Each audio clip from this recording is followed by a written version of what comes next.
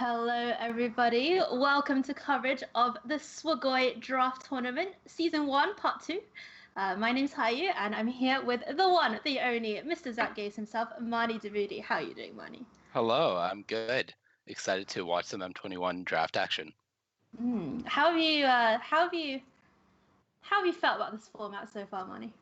I think it's fun. I'm skeptical about the replayability of it after a decent amount of time, but I think part of what is great about Core Set is it's not really there for too long. It kind of feels like it comes and goes in the blink of an eye, especially because Core Sets typically come out in the summer and everybody's always busy doing so much that you're not really spending the entire summer playing Magic anyways. Maybe more this summer specifically, but I feel like before we know it, it'll be gone, and until then, there's probably some fun gameplay to be there. Yeah, absolutely. Just to give everybody a little rundown of where we're at, we are going to come into the draft tournament in the top 8. So the players have actually already done a draft this morning. We actually had 4 different pools of 8. And then the players did their drafts in their original pools. They played double elimination, which is not something you see very often in the limited format, but they played double elimination with their draft decks this morning, so up to 5 rounds of Magic. And now we've taken the top 2 players from each of those 4 pods, and they're going to be drafting together for the top 8. We've seen a lot of interesting developments in the previous event in the series and also in this one, which is that double elimination is something that Magic players do not understand, Mani. Yeah, it's not something that has been used much, and I think in a lot of Magic tournaments, it doesn't really make sense for double elimination to be used just because it can drag things on a bit. But if you're trying to do a small format event like a draft that contains 8 players, but you want it to feel more meaningful than just, oh, I lost a match and I'm out. Double elimination is kind of the only way to further expand it and add more playability to the draft without adding more players. Yeah, no one wants to feel like they drafted a great deck and then not draw any lands in their first round and be eliminated from a tournament that way. So that's why we chose the double elimination format, give players a little bit more of a chance to get through. Just having a check. Let's just have a little check on where we're at. I think we are going to be ready pretty shortly to jump into our top 8 draft, but before you do, we'll probably just tell you about a little bit about what's going to happen today. So we're going to jump into the top 8 draft now. We're going to be watching High Banana Fish, who 3-0'd her draft pod this morning.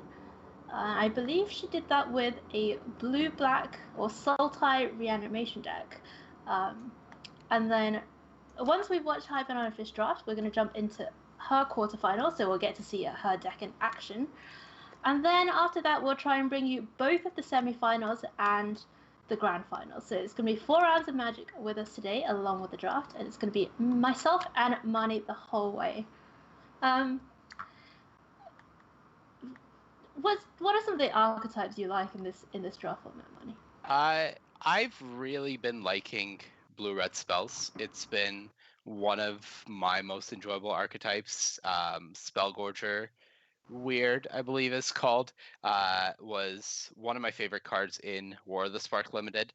So seeing it come back with a flying prowess buddy to go along with it has been a lot of fun for me.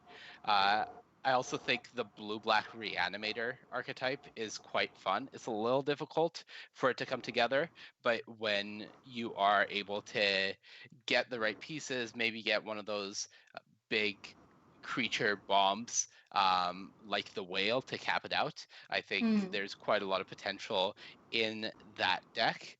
But yeah, I think there's a nice mix of cool synergy archetypes and tempo-oriented archetypes in the format, which is nice.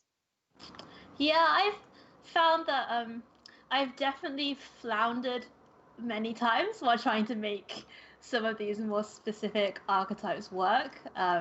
Like I'll start off a draft with an obsessive stitcher, and I'll think, great, I'm gonna do blue black reanimate, yeah, and then I end up at the end of it with not really the payoffs or the enablers or both.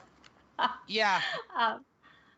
And it does happen, I think, a non-zero number of times, which if you compare it to the previous format, like in Ikoria, which is such a high synergy format, it is a little bit of a change of pace. Yeah, and part of the problem is because the card quality in core sets is a little lower, things tend to fall off pretty quickly. And when you try to draft a synergy driven archetype and don't get there, it can be way more punishing in a format like Core 21, just because the pile of cards that you're left with afterwards, when they're not working together, are really not very strong. And you've taken more of a risk to put yourself in that position of high risk, high reward. Yeah, that definitely panned out a couple of times for me. So it sounds like we're going to be ready to go down to our feature drafter. This is going to be High Banana Fish. She's a very, very impressive player indeed. She's twice mining on 10-1 in the Mythic qualifiers. And we're going to see her first pack here, and it's going to be Stormwing Entity is going to be the rare, along with a couple of these gold uncommons, and Turn to Slag, the removal in this pack. Yeah, I'm a big fan of the Stormwing Entity. Like I said, one of my favorite archetypes is the blue-red spells deck, and the Entity is just a massive presence in that deck. It is one that just having prowess on a flyer is just so powerful, and the fact that you can quote unquote not cheat it into play, but get value on the mana cost while doing other things makes it a really strong tempo play. I mean, you say not cheat it, but to me, it feels like cheating every time I get to cast that card for Yeah, 2 mana. absolutely. 2 mana, 3/3 flyer with prowess. Come on. All right, so just having a look now at the pick number 2 for High Banana Fish. Oh, what do you think about Enthralling Hold? Enthralling Hold is great. Sorry, just to confirm, did she take the Stormwing Entity? I believe that she did take that for pick number 1. And Enthralling Hold, yeah. I've heard kind of mixed reviews about Enthralling Hold. Some people saying maybe it's not as good as it looks. What do you think, Money? I think that considering the format is very tempo oriented, there's a lot of situations where hold can be disappointing, just because taking a tapped creature won't really give you that stabilization you need from a 5-mana removal spell. Things like Finishing Blow and Turn to Slag at least outright get rid of the creature. This does do that, but considering you're a blue deck, you may not be in the same position that the black or red decks are when they cast their 5-mana removal spells. And if you find yourself behind, it may be too little too late for the Enthralling Hold. But Control Magic is just so powerful that you have to nerf it somehow, otherwise it's going to be a dominating bomb in the limited format. Yeah, for sure. All right, so looking at pick number 3 here, this is the second Furious Rise we've seen in a row for High Banana Fish. Red looking pretty open, but there is a Capture Sphere in this pack as well. Yeah, Furious Rise is a little awkward in the blue-red spells deck, just because you don't always have the large creatures to trigger it. You're really relying on your prowess triggers to have hit, especially on the on the 2/2 prowess flyer, you'll need 2 triggers to get the Furious Rise. So I understand her wanting to just stay a mono blue deck up to this point, leave her options open, and take the removal spell instead. Okay. Yeah, I definitely see that happening. Like Furious Rise, one of these cards that really does need to be built around, and if you don't get there, it is just a dead piece of cardboard. Speaking of dead pieces of cardboard, this pack. I was going to try and transition that somehow a little bit more generously, but I actually have been quite impressed with Wall of Runes, Marnie. Like it's not as much of a dead piece of cardboard in this format as it has maybe been in the past. Yeah, so Wall of Runes is a card I believe was printed in War of the Spark. I'm not 100% about that. But it was not really playable in its initial format just because the card quality was so high that you wouldn't really look at a card like Wall of Runes and consider playing it. Now, because again, the aforementioned lower card quality in the set, I think it's way more reasonable to consider playing, especially when you are leaning to be a more slow defensive deck or one that is planning on winning in the air. Yeah, for sure.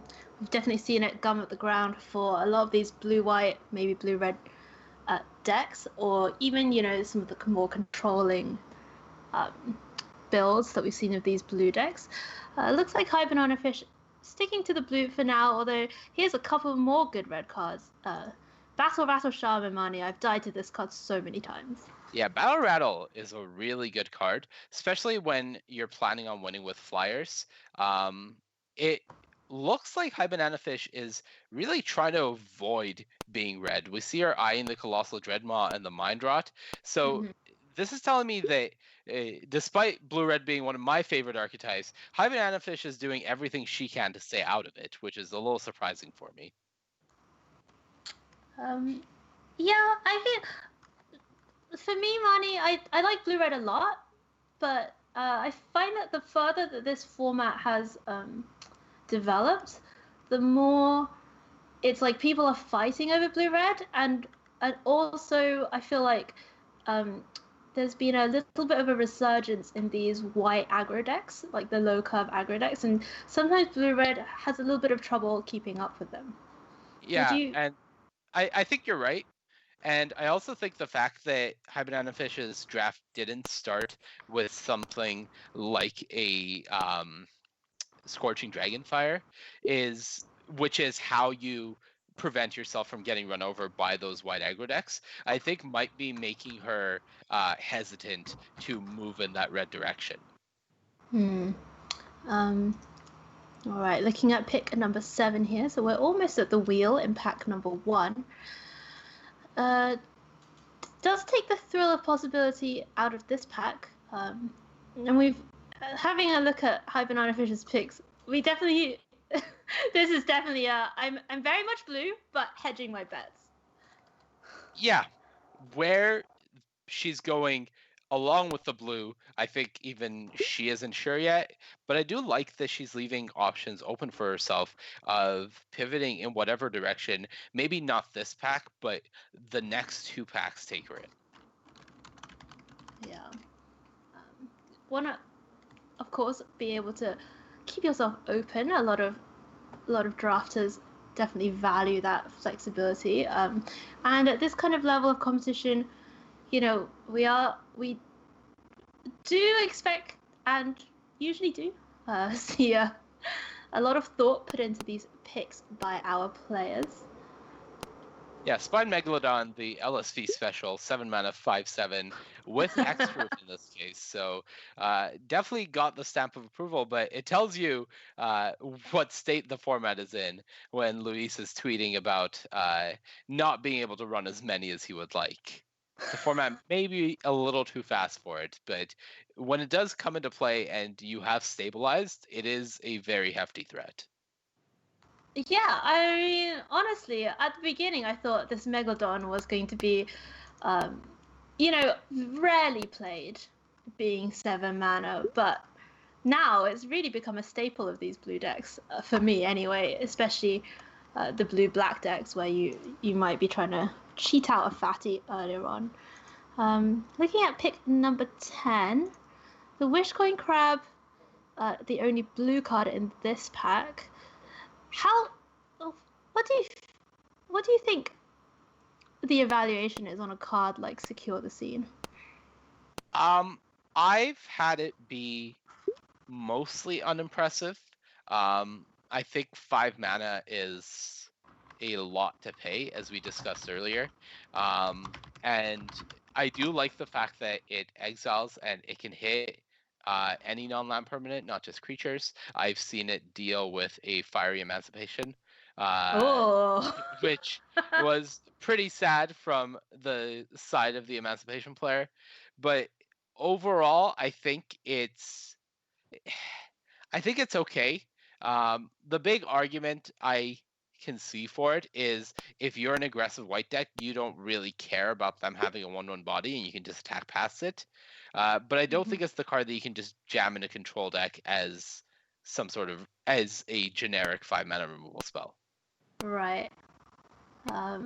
Yeah, that 1/1, it doesn't seem like a lot, but you don't really want to be giving your opponent free value there. So Hyper Fish just rounding out these couple of picks here.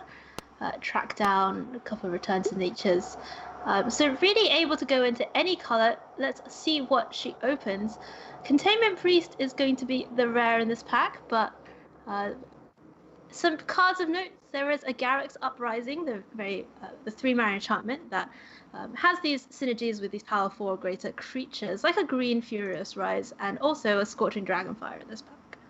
Yeah, I think we're going to get a good idea of what direction she sees her deck going in. I think if she wants to be red, the Dragonfire is the obvious choice. But if she wants to avoid it, then the Palladium Mirror is totally fine.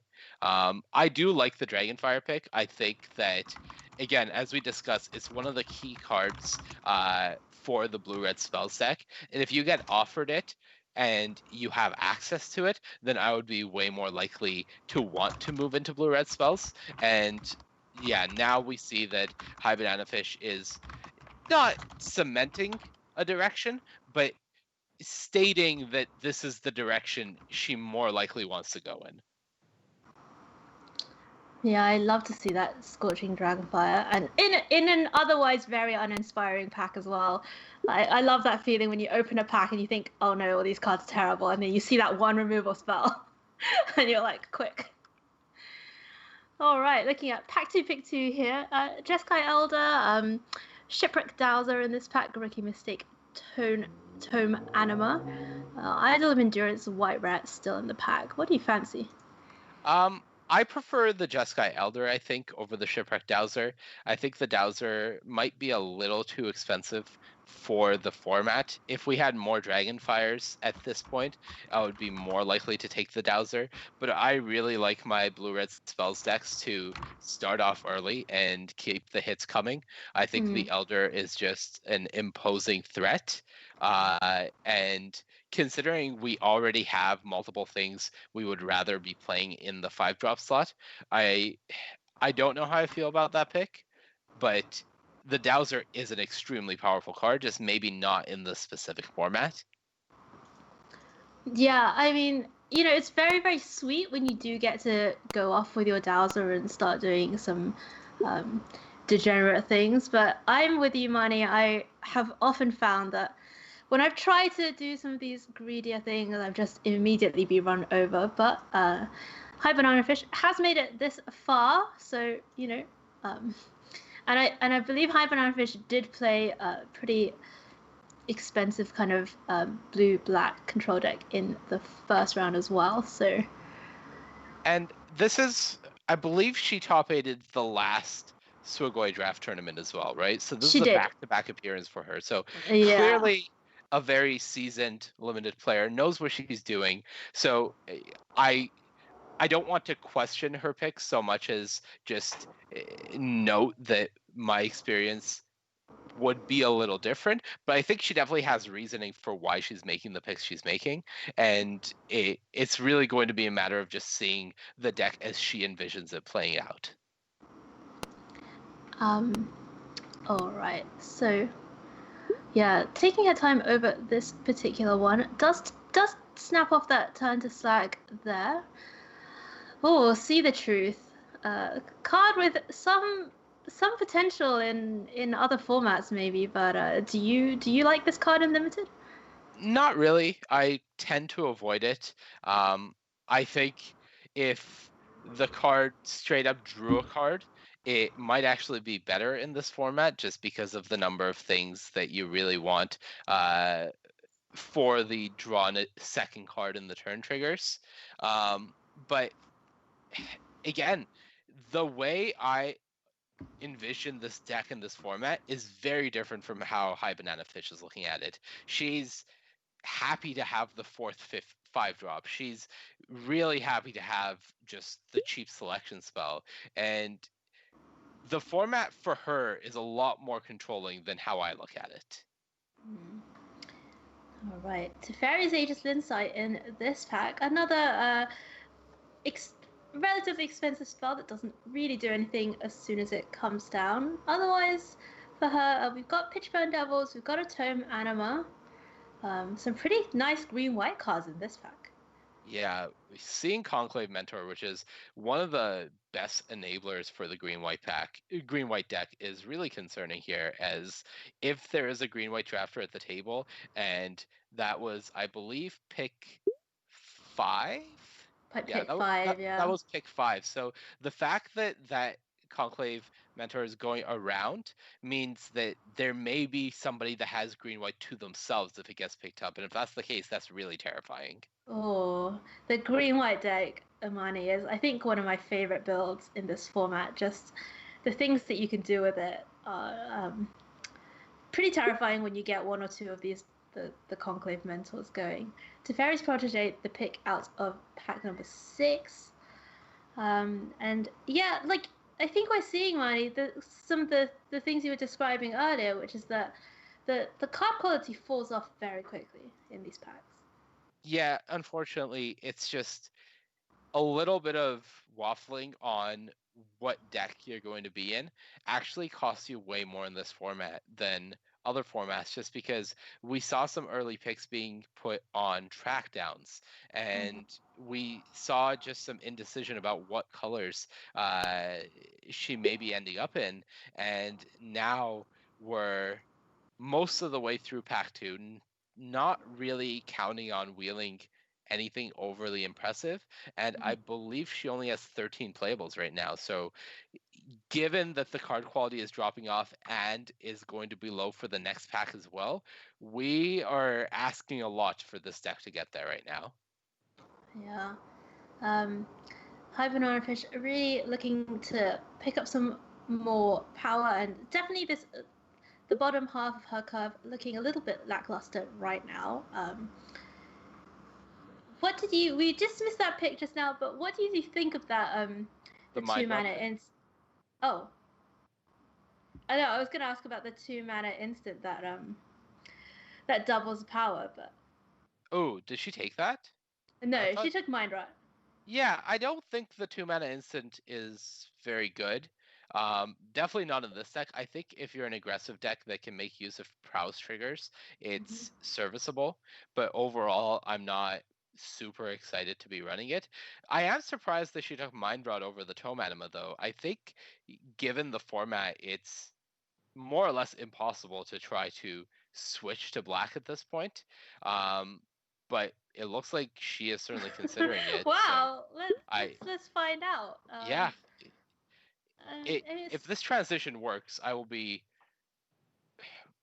shocked and impressed, because right now I feel like, and I think High Banana Fish definitely feels this way as well. This draft feels like a bit of a disaster right now. yeah, the number of train wreck drafts in this format has definitely been non-zero. Um, as we look at the last couple of picks, all green and black cards here. Skyway Sniper does a little bit of stuff in the green-white decks, but Wow. Pitchburn Devil's coming back on the wheel. Yeah, Pitchburn Devils is not a bad card, especially in an aggressive format where decks are trying to run you down. A 3/3 that will most of the time trade with two things is a very good card, and for it to wheel there is pretty crazy with only 3 cards left in the pack. Yeah, I've been impressed with Pitcher and Devils myself, and especially since we didn't see that much red in the rest of the pack, so interested to see that one come back round. Wow, this one. Uh, finally, some good, some A little good too much. menu. Yeah, Soul Seer, of course, the 3-mana instant deals 5 damage and also gets rid of Indestructible, which is not irrelevant in this format. Yep. Capture Sphere, Scorching Dragonfire, Goblin Wizardry, and I believe there was a couple of things as well. I mean, oh yeah, another Pitch Burnt Devils here. Yeah, I think Soul Seer just has to be the pick. I love Goblin Wizardry. I really hope it wheels. But she isn't the optimal Goblin Wizardry deck right now. There's no ops, no crash throughs. All of our spells cost a little too much for me to be super excited about getting some Goblin Wizardries, but Soul Seer is the exact type of removal spell she wants to see here. Cheap, efficient, deals with most of the threats in the format. Yeah, I am also a big fan of Goblin Wizardry, but that card is pretty scary in a variety of decks we've found. Oh, Riddle Form in pick 2. Yeah, the blue-red spells deck is beginning to kind of come together here in the first few picks of this pack as Riddle Form, as long as you have non-creature spells to quote-unquote feed it, it's going to be a 2-mana 3/3 flyer, and it does a great job of letting you continue to put on pressure while you're doing the things you want to be doing regardless. Yeah, just Riddle Form on turn 2 and then into removal spell on turn 3, kill that thing, get in. Just we've seen it in previous formats and we see it here again, and it's Riddle Form, honestly one of my favorite limited cards, maybe of all time. Yeah, and this is the decision point for High Banana Fish. We see her eyeing the Gorman there, as she was considering a black splash / transition to black as her secondary color in the last pack. So she was really hesitant to pick the Riddle Form over the Gorman. And I think that decision at this point is her saying to herself that I'm locked in, red is my second color. We're going with the Riddle Form. Yeah, a little late to lock in the second color here in pack 3, pick 2, but you know, better late than never. This pack looking a little bit anemic for High Banana Fish as well. Gourmand is, you know, pretty solid card, especially in this reanimation strategy.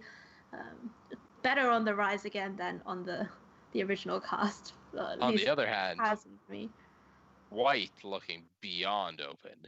Yeah, and it just makes me think about those that Conclave mentor that went back the other way in pick 5 of the previous pack, and now Faith's Fetters. Yeah, seeing a Faith's Fetters. Sorry, I no go on. Interrupt. We saw the Conclave mentor pick 5, and this Faith's Fetters was, I believe, pick 3 of this pack. So whoever took the Conclave mentor, if they were to outright, did not want this Faith Fetters. And I'm curious what they took over it, or whether the mentor just kept wheeling. Yeah, I mean, this seems crazy to me. Maybe it's possible that there was maybe another Conclave mentor or like a similar, like a synergy card. That's the only kind of card I would think, or maybe Baneslayer Angel, that you would take in white over the I would take Baneslayer Angel over it, yeah. Over it, yeah. That's why we pay you the big bucks money to come on here and give us a cute analysis. Expert analysis about Baneslayer Angel. I love it. So how's your expert analysis think about Volcanic Geyser versus the Experimental Overload here? I like Geyser a lot. I haven't done the math on the card count, but I don't think there's enough spells in this deck for me to love the Experimental Overload. There were multiple enchantment spells like Capture Sphere and Enthralling Hold in her deck. So I would have probably leaned towards the Geyser, but both cards are just so strong, right? Yeah, for sure. The Overload, when you can get it going, and you know you've got 4 or 5 spells even in your graveyard, and you get a removal back, and you make a 7/7 or a 4/4, whatever. It's pretty good. Here's that Goblin Wizardry. I mean, not the same Goblin Wizardry, but a Goblin Wizardry. Definitely an option open here, as well as Frantic Inventory. Unfortunately, we're just seeing the first one of those. Hyper Fish does take the Goblin Wizardry, so it's like you say, Manny. We are starting to see this deck come together a little bit in this pack. We were very worried before. Yeah, and I'm certainly feeling better now, and there's a lot of good cards here. I think we may just see her pick the Crash Through if we're committed to spells with Experimental Overload and Goblin Wizardry, but the power of the rare in, I believe, Sabira can't really be denied as we take another look at the deck. Yeah, just to see what Sabira actually synergizes with here. The Goblin Wizardry is, of course, pretty important. I couldn't really. I don't think there were a huge number of other power 2 or less creatures, but wow, Manny, just think back to that Jeskai Elder that I am just crying about the Jeskai Elder we passed. The Stowser does not look bad by any means, but Jeskai Elder just would have been so great to start off our curve in this deck, and I am very sad. How do you feel about Burn Bright in this kind of strategy? I think I would like 2 more Goblin Wizardries before I start looking at the first Burn Bright. At this point in the draft, it's probably a little too late for it. I don't know if the Battle Rattle Shaman is doing enough for us either, but I feel like we're too short on threats to be taking something like Burn Bright. So, Marnie, just looking at Hibernate Fish's deck right now, is this a control deck or is this an aggro deck? This is a controlled. This is a control deck. It's trying to survive using its tempo tools rather than trying to win the game, just because eventually we're going to get to those Spine Megalodons and actually have a chance to close out the game that way. But I don't think High Banana Fish is actually going to be able to close the game out quickly like an aggro deck would want to do. This Arcanist is perfect, by the way. Oh, yeah. Vordalian Arcanist. Coming around pretty late. Obviously, not very many other people in this archetype. Wow. Alpine Houndmaster on the wheel. Yeah, the disrespect for the Houndmaster here. That's unbelievable to me, Manny. That card is so strong. Yeah, and I don't know if that's just a sign that nobody is in Boros. We do remember that was the pack that High Banana Fish opened. So in addition to the Houndmaster, there was a Soul Seer and a Scorching Dragonfire in there. So maybe if the Scorching Dragonfire got to the red-white player, they took that over the Houndmaster, and maybe if there's no other red-white players, they'll just wheel the Houndmaster and get massively rewarded for it, right?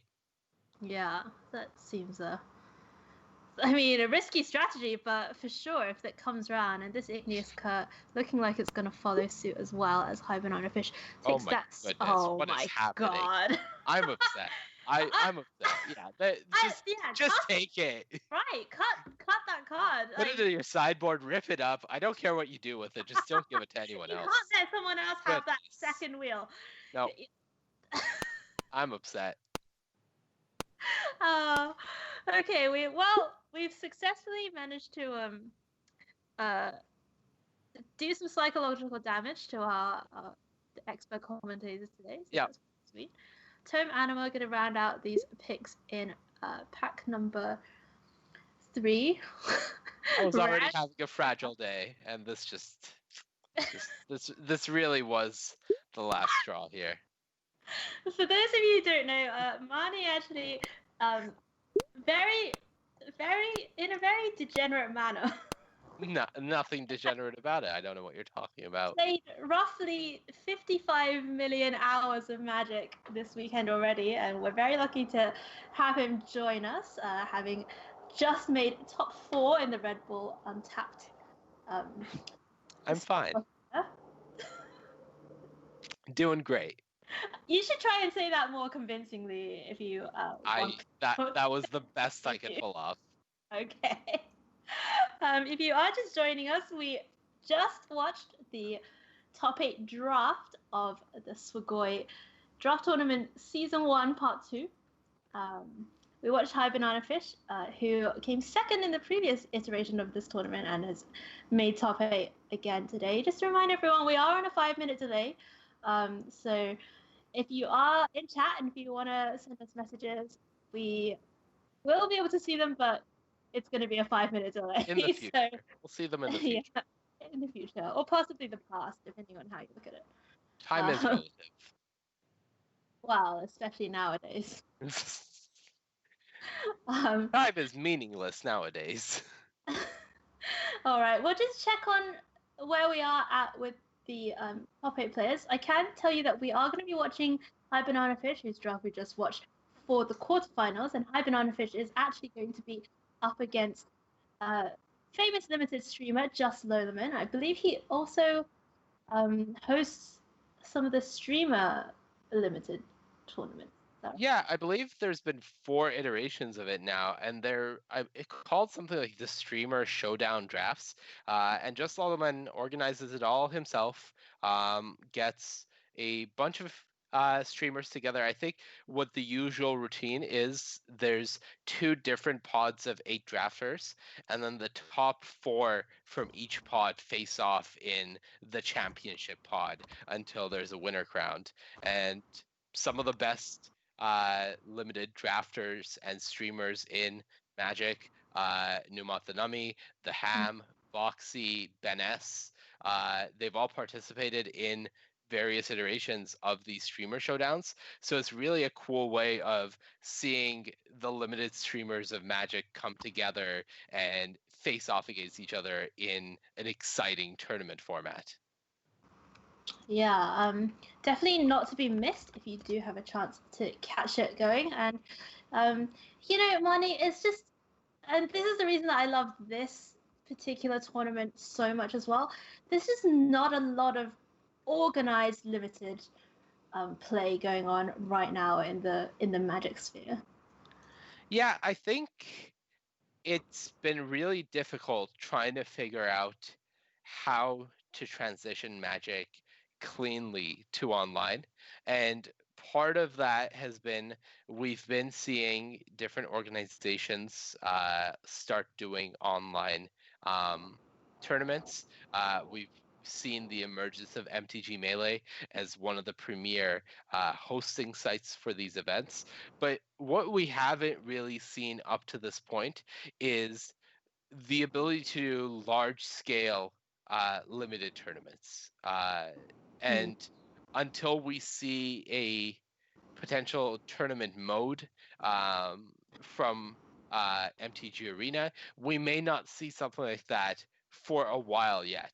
So seeing the community come together to put their own things together and have these offerings available, like the Swagoi Draft Tournament, like the Streamer Showdowns, is really nice just because Limited is one of my favorite forms of Magic. It's most people on the competitive circuit's favorite form of Magic. So being relegated to just Constructed has left people craving that limited action again.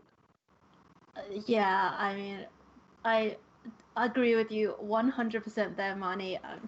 Limited is, I mean, sometimes, we get these formats which, maybe in core set or maybe sometimes we don't necessarily think are as replayable as other formats we've seen. But actually, I have to say, in the last year or so, in the last 18 months or so, we've seen hit after hit after hit in these draft formats. And, the people at Wizards, people in R&D work really, really hard to get these sets balanced and produce these very, very fun, very interactive, very synergistic formats that we see. And then it is a real shame to me that we don't get to see them on display at the kind of premier level. And that's what we at Swagoi are trying to do. All right, so it looks like the players are going to go into deck building. We are going to take a short break, and when we're back, we will have Magic from the quarterfinals for you. It's going to be High Banana Fish against Just Lolaman, so don't go away.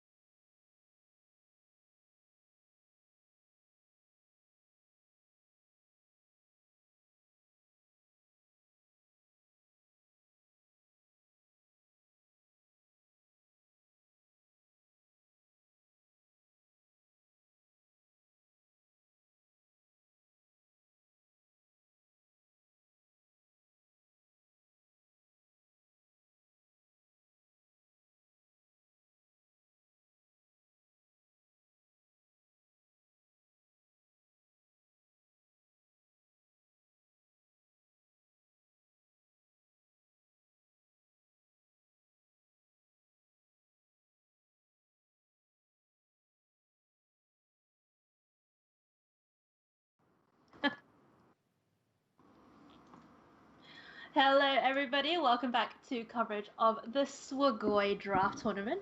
My name's Haiyue, and I'm here with Mr. Zap Gaze himself, Mani Davudi. Hi. Well, for those of you who don't know, Mani has Nothing had could about have lived up to that build-up introduction.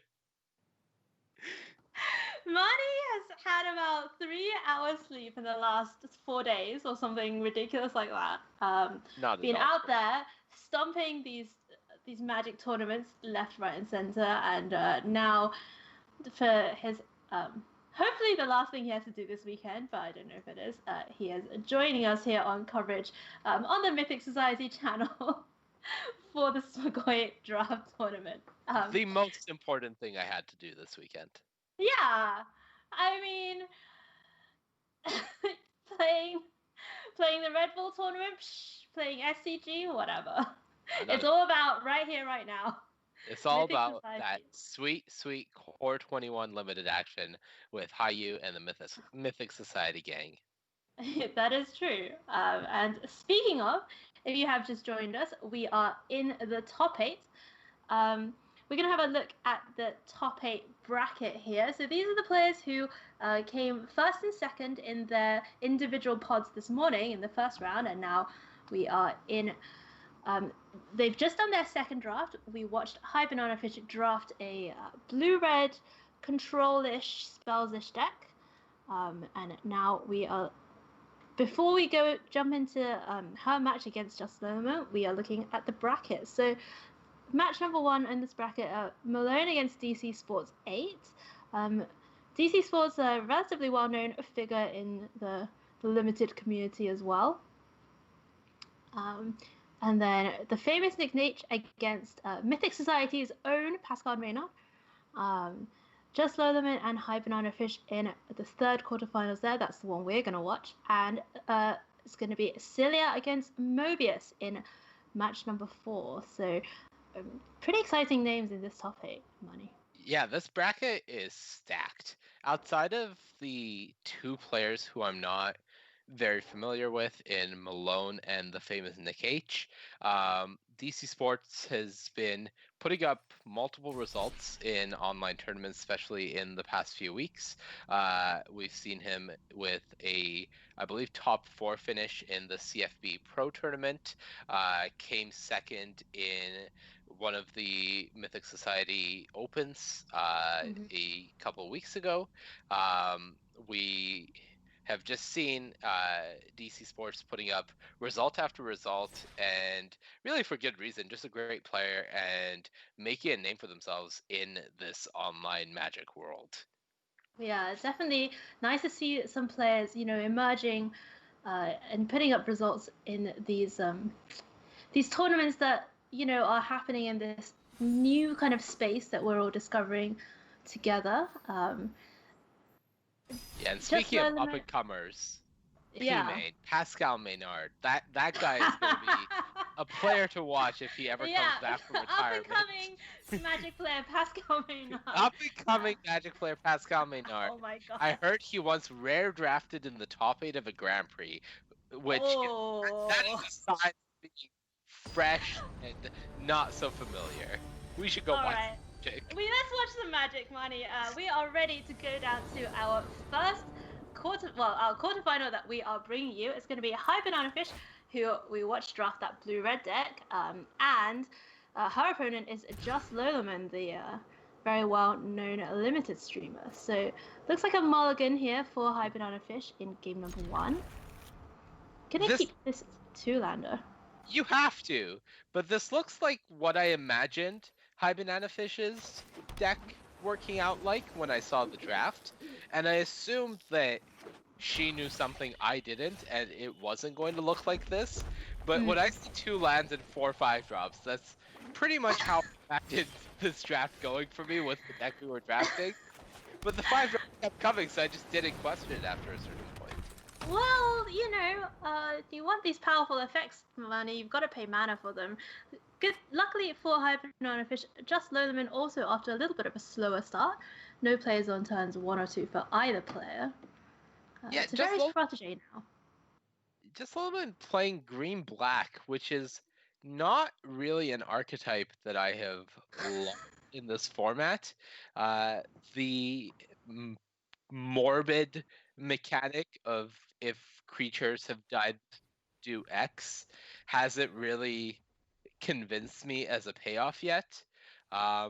So I think given that it looks like Just Lowman is also a slower deck, I would be a little worried for them as against slow decks, High Banana Fish's deck is very much capable of farming.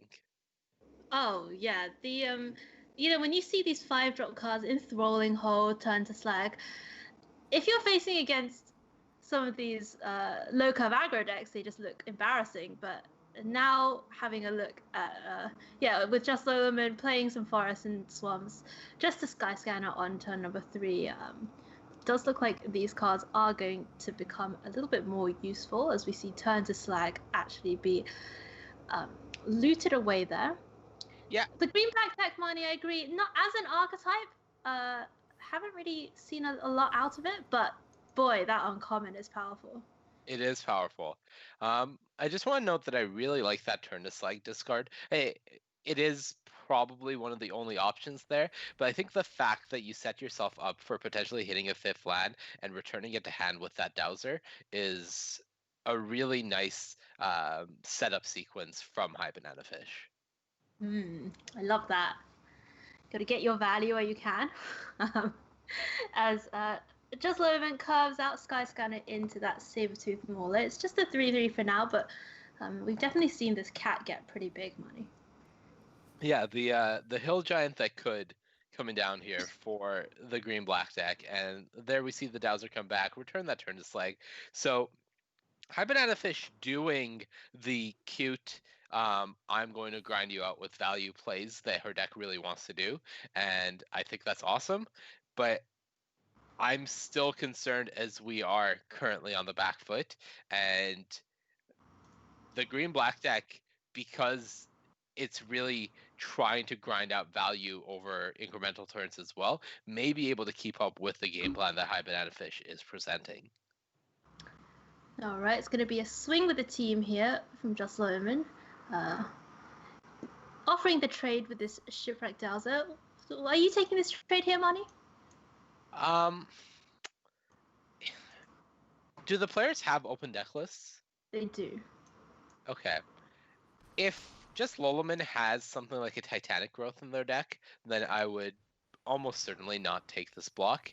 But otherwise, I think I would have been tempted to just throw the double block in front of the Mauler, play around something like a Ranger's Guile.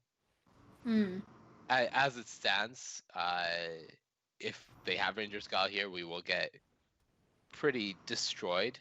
But no such luck, so this worked out really well for High Banana Fish. Wow, yeah, that Enthralling Hold managing to find its target in the Sabertooth Mauler, and now Prowess Trigger as well, giving this Shipwreck Dowser what looks to be a pretty clean attack here. Yeah, that creature notably does not have protection, the spider, so much as hexproof from blue, if I am remembering correctly. Yeah. Wizard of the Coast kind of trying to move away from printing strong creatures with protection happens less often these days when we see something with protection from blue. Most of the time, or protection from green, we see a uncommon beetle. Every once in a while, we get shifting ceratops, which is just a slap in the face of whatever deck we may be facing. So it's not a hard set rule, more of a more of a guideline. I honestly, Marnie, I still haven't forgiven Wizards for shifting Ceratops. I can't understand why they printed this card. It's egregious to me. Almost as bad as Thought Distortion. Frankly, why does it exist? What would you say is sadder here, Haiyue? Just Lolaman playing Carrion Grub and hitting no creatures in the mill, or High Banana Fish having to turn to Slag the 0/5 Carrion Grub anyways to be able to attack?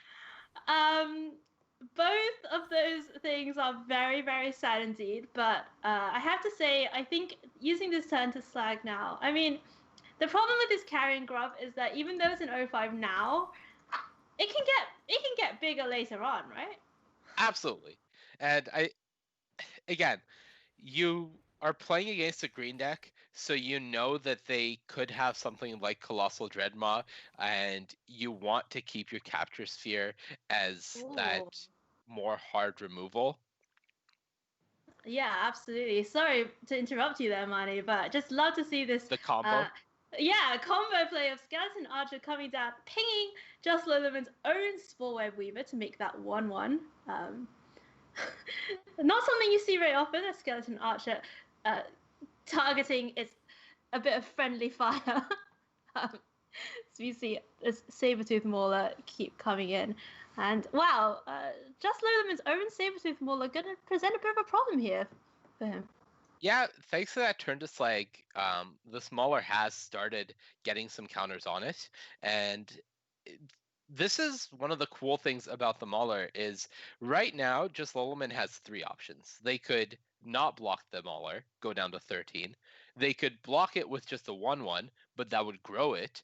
Or they could triple block it in order to try to remove it and set themselves up in a position where one of the removal spells like Scorching Dragonfire that we've seen High Banana Fish draft would just blow them out of the situation. Yeah, High Banana Fish relying on... sometimes this open deck list is more of a benefit than a drawback, because you can put the fear of God into your opponent with some of these semi-bluff situations. Pitchbend Devil's now the follow-up for High Banana Fish. I think it's Sorry. No, go ahead. I was going to say, I think it's really important in open decklist events to know the power of your opponent knowing the cards you have, because it allows you to bluff things way more when your opponent knows with certainty that card is there. And you should be leveraging those situations to your advantage to make the most of open deck lists. Great stuff. Just Luluman going to start pinging in with this Sky Scanner. Players relatively equal, although High Banana Fish's board looking a little bit more imposing right now. Sabertooth Mauler the follow-up. If you're Just Luluman, what are you looking for to really turn this game around in your favor? I think before this Megalodon came down, they were probably hoping to draw something like a finishing blow just to deal with the threat of this Mauler. The fact that they've been getting damage in consistently up to this point, not much damage, mind you, but still small pings of damage, has to be at least some form of comfort for them. But just Luluman feels like this game is slipping away as turn after turn High Banana Fish is developing larger creatures onto her board, and just Luluman is dealing 1 damage.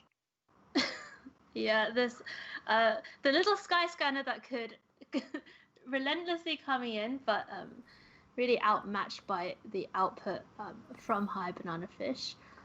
So just a Truffle Snout here on Justin Luluman's side. Gonna put the counter on itself. Yeah, and we're going to see this point of the game where Teferi's Protege is going to start taking over, just because just Luluman is currently drawing 1 card a turn.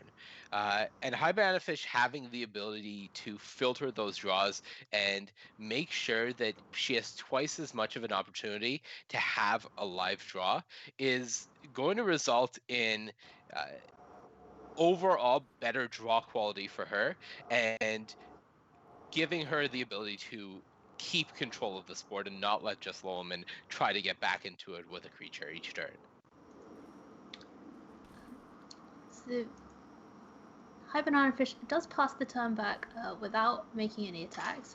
Here's a Colossal Dreadmaw from Just Luluman, but that Spine Megalodon sitting there happily. How it's kind of, the players are kind of at this impasse, Manny, and I just trying to think what could help break the stalemate. Well, High Banana Fish has just combining the players' names there. High Banana Fish has just High Banana Fish, man. Maybe 3 or 4 more turns before they start feeling the pressure of the Sky Scanner. Because if just Loloman keeps going wide on the board, and now the clock has doubled, I would consider canceling this Fetid Imp, honestly.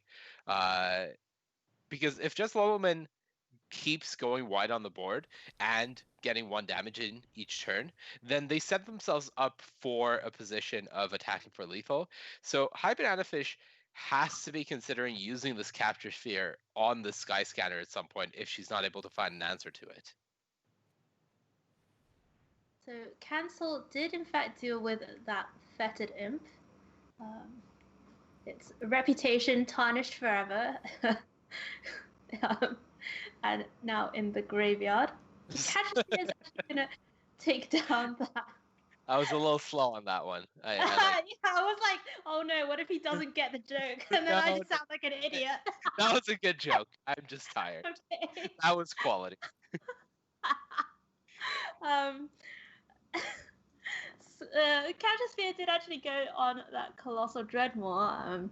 High Banana Fish not liking the idea of that one sticking around, and it looks like she's actually maybe thinking along the same lines that you are, Marnie, in that it's time to get going, time to get in. Yeah, so I was going to say that it's a little awkward for High Banana Fish to use this Capture Sphere if she's not planning on attacking on her turn. And I don't think she was planning on attacking until she drew the Soul Spear.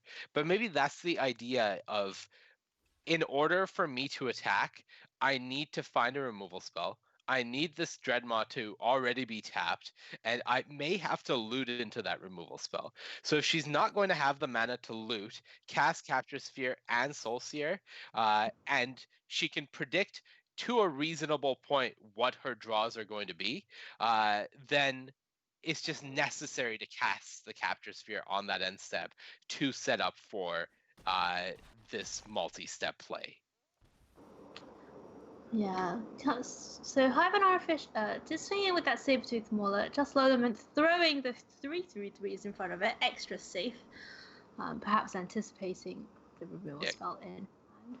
Great triple block from them. Love that. And it does let High Banana Fish get in for 5 damage, but that's another potential attacker gone from her side of the board. Yeah, and just Loloman's board, still pretty intact after that, just losing the 1/3/3, and High Banana Fish only at 9 herself.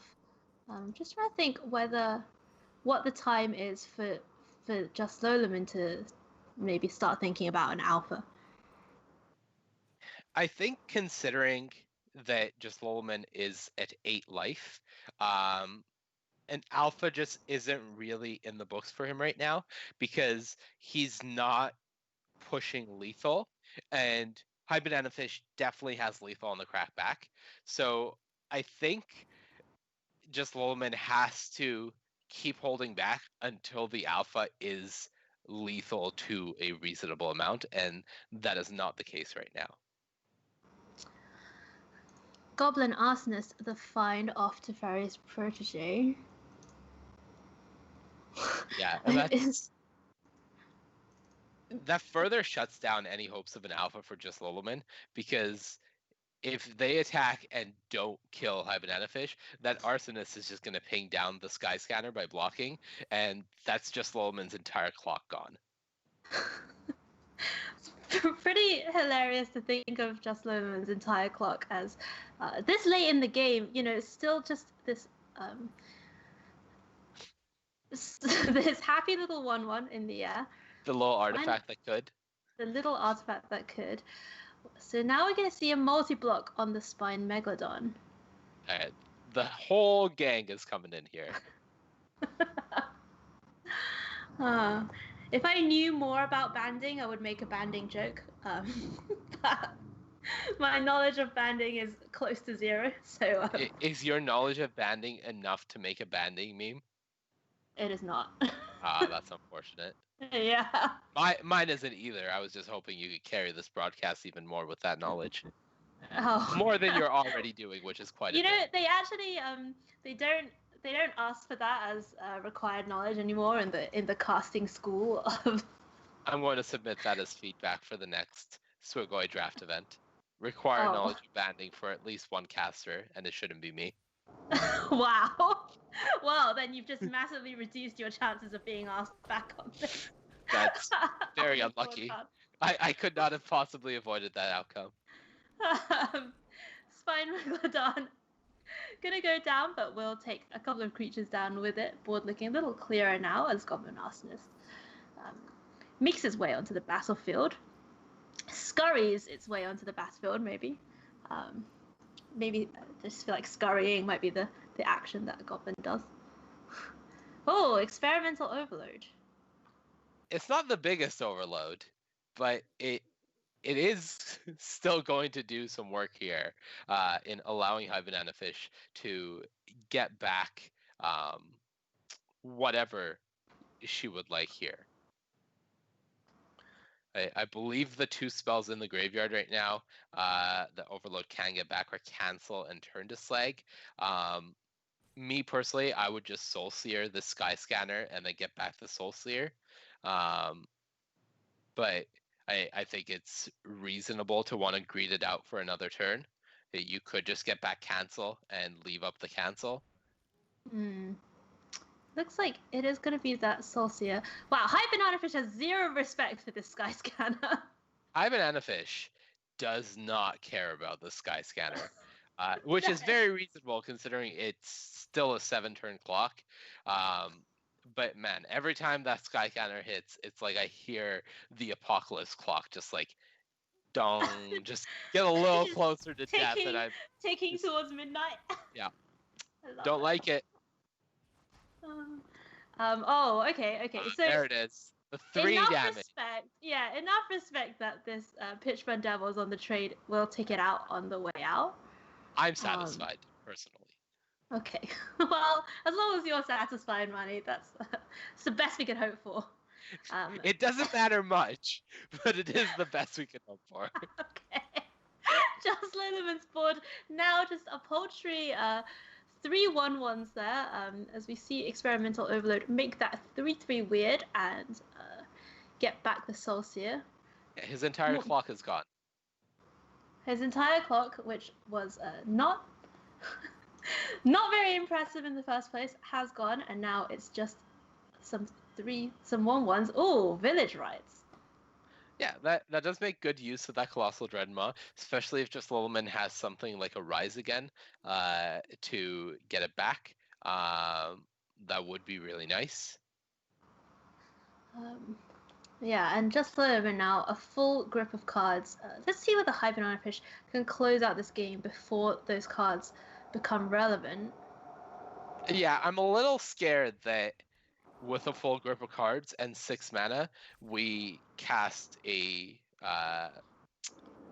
Snare Spinner. That's not exactly what you want to be doing in that scenario. Well, I mean, there was also a Truffle Snap, Bunny. True. Ooh. Which one of these cards is the truth? Well, one gets us closer to killing them, and the other is a riddle form. No, Okay. I think that was the right choice. I think once you get rid of that reach creature, which you have an answer to in hand, this riddle form is going to be your best chance of closing out this game in 3 hits. So I think just recognizing that my opponent just drew a bunch of cards, I need to work towards ending this game as soon as possible. The riddle form was a really nice find in that situation for her. Yeah, I'd love to see this card in action.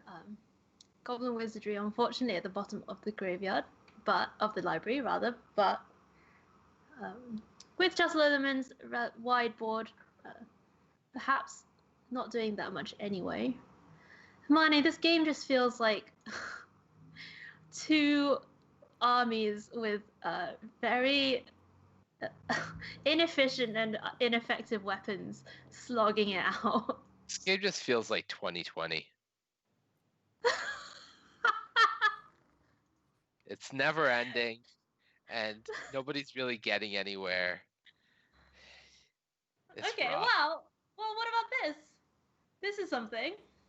Yeah, I'm surprised she's not just casting the Soulseer first. Well, maybe trying to really find a big attack with the entity and the riddle form next turn. Yeah, we don't know just Lululemon's list, so maybe she's playing around something we're not aware of. From my point of view, if she used the Soulseer and was able to find a spell off of the scries from the entity, because she would be able to cast the entity for the reduced cost there, she gets an attack in for 3 this turn and 6 the next turn in the air for lethal. Whereas now, unless she has 3 spells for the required prowess, that lethal won't be there next turn. So again, a little surprised, but maybe just trying to play it as safe as possible at 7 life. Once again, rewarded immediately, so I clearly have. Wow. I can't do anything but just bow down to just how incredible the reads have been from High Banana Fish this game. Like, every time she's just really made perfect use of her removal spells and played it patiently in situations where I would have gotten a little hasty and then gotten maximum punish for them. Yeah, this Gourmand would have been very threatening indeed if High Banana Fish was just left with a pair of, potentially 3/3 flyers. But patience rewarded. Patiently. It's gonna make a patient rebuilding joke, but that's a very obscure card from like 2 core sets ago. So I did really want to see how you were going to go about it. I don't know, Marnie. Patiently rebuilding her chances of winning this particular game number 1 of the quarterfinals of the Swagoi draft tournament. Yep. I'm patiently waiting for you to rebuild this joke. Okay, I'm out. I'm done. You're gonna need to find a different play-by-play. All right, so Soulseer, the perfect answer. Gonna target that Gourmand. Although I believe the Soulseer was face up, so interesting that Lululemon felt like he had to go for that. Is this lethal? Well, there's still the snare spinner, right? Yeah, but with Crash Through giving trample to all the creatures and the prowess buff, if just Lululemon has nothing here, I think an attack with all is lethal. And High Banana Fish, recognizing the same thing, the snare spinner can block 3 damage from one of the flyers, 5 coming in through.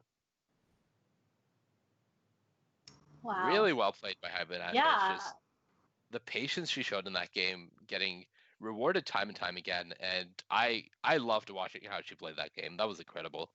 Yeah, she really knew what to expect and didn't, as you say, didn't definitely playing more late game. Spew out these spells that when she didn't need to, and Soulseer really. What is the save? How much more? What is the save? What is safe go here? To sideboard.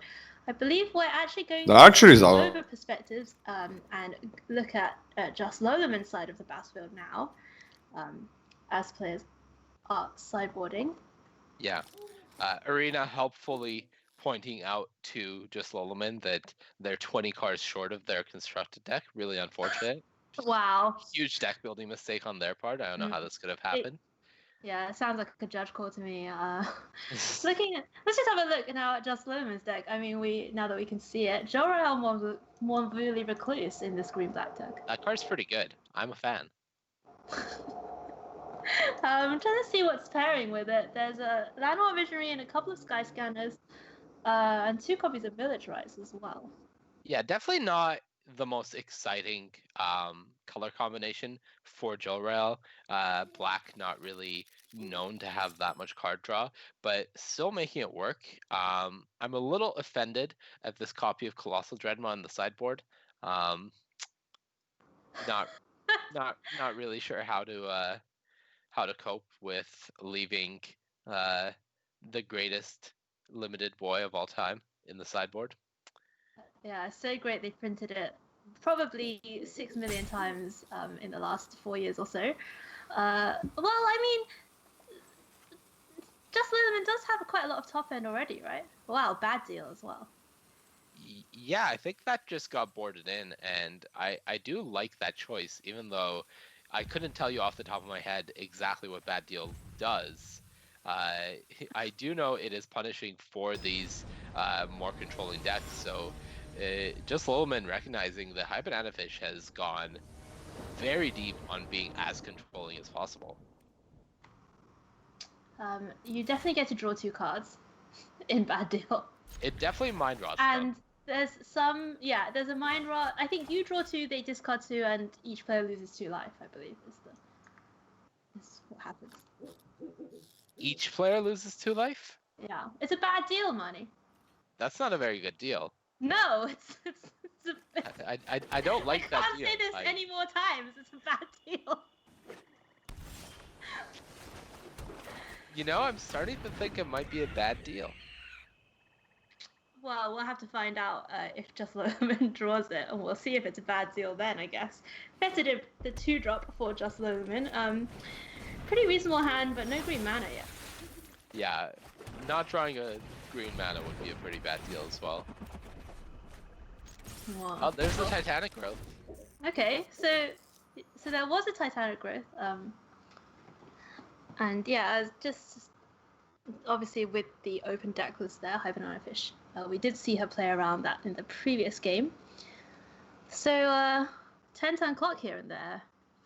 Yeah, we've got the 10-turn clock online. High Banana Fish could have my favorite start of the format in the turn 2 Arcanist into the turn 3 Goblin Wizardry shenanigans.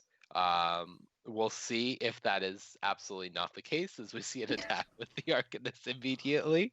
I got nothing. All right. Well, the High Banana Fish, taking a couple turns to set up. Do you see her leaving up these 3 mana here? We know that she has got cancel in the list. At what point, Mani, are you thinking of sacrificing one of these flyers to try and find that green mana? Not here. Just because if you do get cancelled, it would be devastating, as getting cancelled usually is. But I think maybe on High Banana Fish's end step, if you're feeling a little bold, this game just doesn't feel like it's getting better for you at this pace, as High Banana Fish is cycling and going through Thrill of Possibility, and you're looking at a hand of uncastables and 2 1-power flyers. So let's see whether High Banana Fish has the counter spell here. Just Lumen's village rights are getting cancelled, so the villagers... I wonder what they did. Unable to perform their ritualistic sacrifice. And wow, what a blowout for Just Lumen. Yeah, and it's really rough because I don't think they had a choice. That Sky Scanner was not going to be winning the game regardless, as, wow, this is just the most punishing. Shipwreck Dowser getting back the cancel, not getting back the cancel. Wow. I'm a little surprised. Yeah, you gotta... Just Lowman draws another non-land. Yeah, this is getting into not like this territory for Just Lowman. Scorching Dragonfire going to take down that Fetid Imp, so no blocker for this Shipwreck Dowser either. I wonder if this getting back this thrill kind of means that High Banana Fish might be a little bit flooded here. Yeah, absolutely. And we see her discard a land and get the damage in, as we draw the worst deal of all time. I mean, it was an incredibly bad deal, Money. I will say that I really respect just Lululemon's stoicism here, as I would have been out of this game probably like a turn and a half ago. Oh, Forest. Yeah, we got the Forest. I think this is as good a time as any to cast our Spider and hope to shut down some of these attacks, especially the Pitchburn Devils. But you're not out of it yet. You definitely want to play something here, hope it lives, and then if you draw another Forest the next turn to go Truffle Snout plus Titanic Growth up, you might be able to start mounting a comeback. Okay. I'm down. Well, let's see whether Hibernon Fish has anything to say about this Spore Web Weaver. Oh, it sure looks like she does. Yeah, looks like it's going to be Soul Seer, and is this lethal? I don't no, so there's the 1/1 blocker. Yeah. Okay, so Just Lululemon going to go down to a mere 6 life after that attack, and a huge board now for Hibernon Fish. Looks like it's too little too late on that Forest, and no 5th land either. Yeah, Just Lululemon could play a Truffle Snout here to gain some life and remain alive, but certainly not living. This game is all but over at this point. Oh, this Truffle Snout, not even able to trade with one of these 4/3 toughness creatures. This is a very sad Truffle Snout. Oh, but it's so cute, Money. Oh, and it's going to get immediately turned into a pile of industrial waste as Hibernon Fish comes swinging in to take down this quarterfinal against Just Lululemon. So Hibernon Fish taking it down in 2-0. Unfortunate way for Just Lululemon to go there with those mana issues in game number 2, Money. Yeah, you don't love to see a match ending that way. Just mana problems, never really fun, and highlighted more in limited than constructed even. So rough way to go for Just Lululemon, but High Banana Fish, their draft looked like a bit of a disaster to us. Pack 3 really brought it together, got a lot of the tools they needed, and I think they just played their deck really well. All right. So it looks like we're actually, because that match finished relatively quickly, we are actually able to bring you some more quarterfinals action here from the Swagoi draft tournament. We are going to be watching Malone against Zach Dubin, who's DC Sports 8. And it looks like the players are in game number 3, the deciding game here. I see a lot of colors for DC. Whoa! I see a red Sanctum. Is this the Sanctum deck? I see red white duel, island massacre worm. That's what I see. Haiyue. What is happening? I see the most ambitious massacre worm of history. I'm just gonna have a quick look at DC's deck. So there's 2 copies of the green Sanctum and a Cultivate and a Meteorite. Okay. All right. All right. There's a black Sanctum and a red Sanctum, but no Sanctum of all, unfortunately. Master Worm, Reign of Revelation, Shipwreck Dowser. Yeah. This is a deck. This is a pile of cards. And honestly, Manny, this could be the reason behind some of the mixed signals we were seeing in the draft. Yeah, we see Malone on the other side playing blue-red spells. We see a copy of Riddle Form on their side of the board. So certainly, again, it's not really a secret. The blue-red spells is one of the stronger archetypes in the format. So it's not surprising to see it being contested at this final draft pod here. I'm curious who got the better end of the draft between Malone and High Banana Fish, as we see Malone with Fear of the Bitten certainly playing a more aggressive build of blue-red, something we're more used to seeing from blue-red decks. This a pretty big attack with this Tide Skimmer, and of course it is two flyers to attack to draw the card, right? Yes. Yeah, So I so believe they did draw a card there. Ooh, yeah. Sanctum. I was about to Can make you a joke play that? about Zach being 5 lands away from being able to kill this Tide Skimmer using this Sanctum. But a second Sanctum makes it so it's only 3 lands. Okay. Well, Sanctum of Fruitful Harvest going to be able to come in next turn. Skyway Sniper now. Maybe we'll have to be able to do something about these flyers, although with not a lot of green mana to activate it.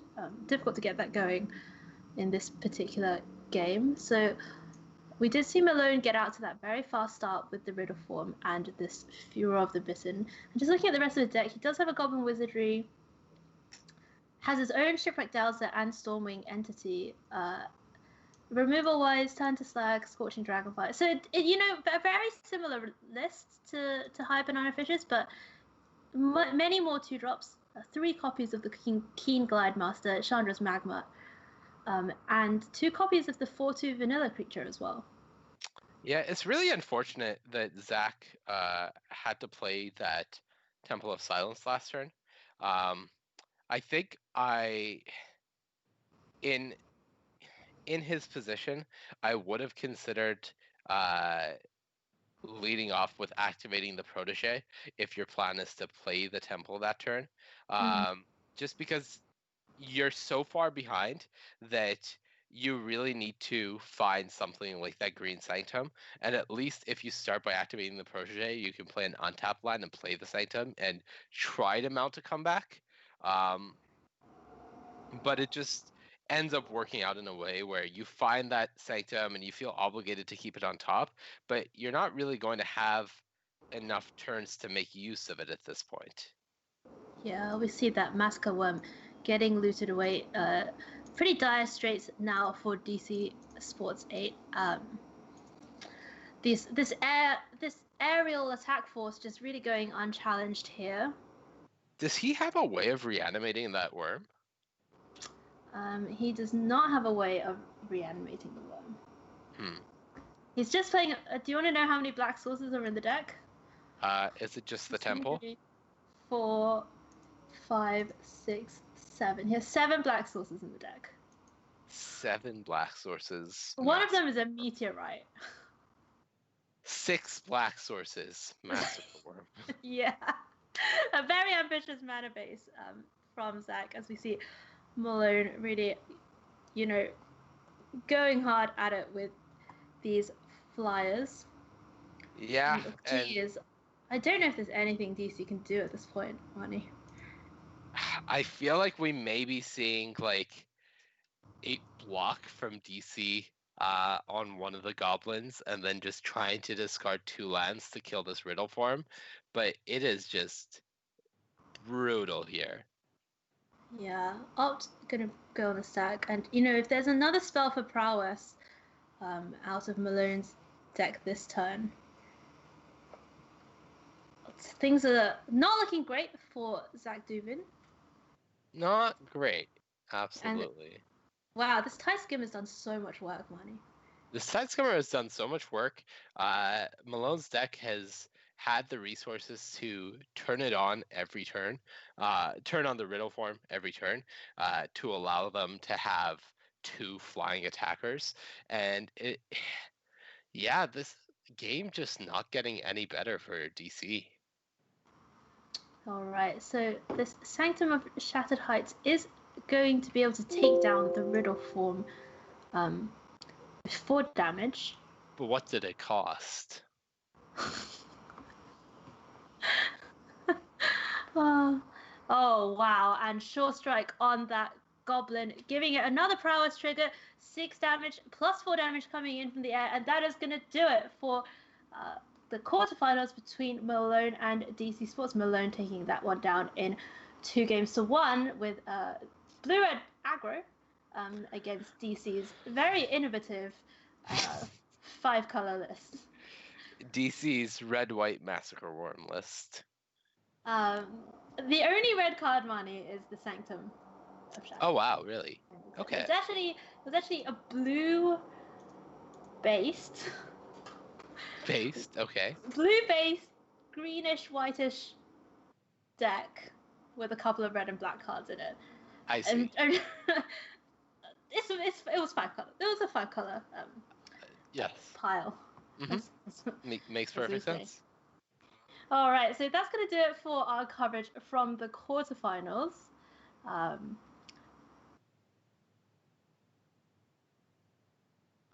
I believe all of our matches are just about done. So we are going to take a little break before the semifinals, and we are going to be bringing you both semifinals, then followed by the grand final. So don't go anywhere.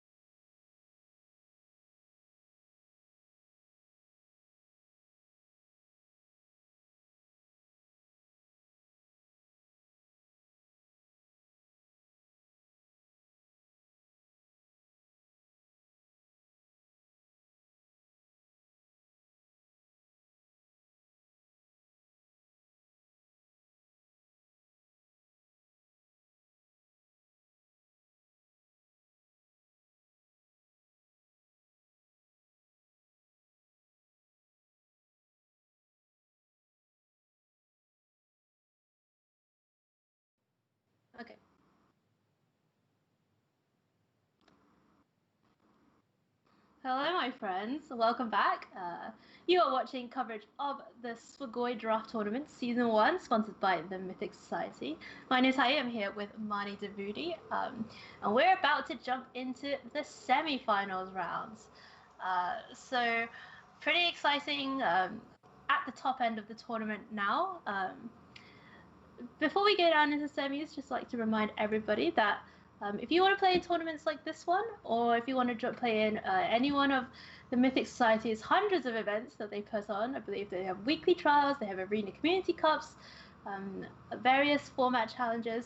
Definitely give this channel, definitely subscribe to this channel because it will give you access to all of those very cool tournaments and, of course, very cool community as well. Let's go down to have a look at the deck list of the players in our first semi-finals.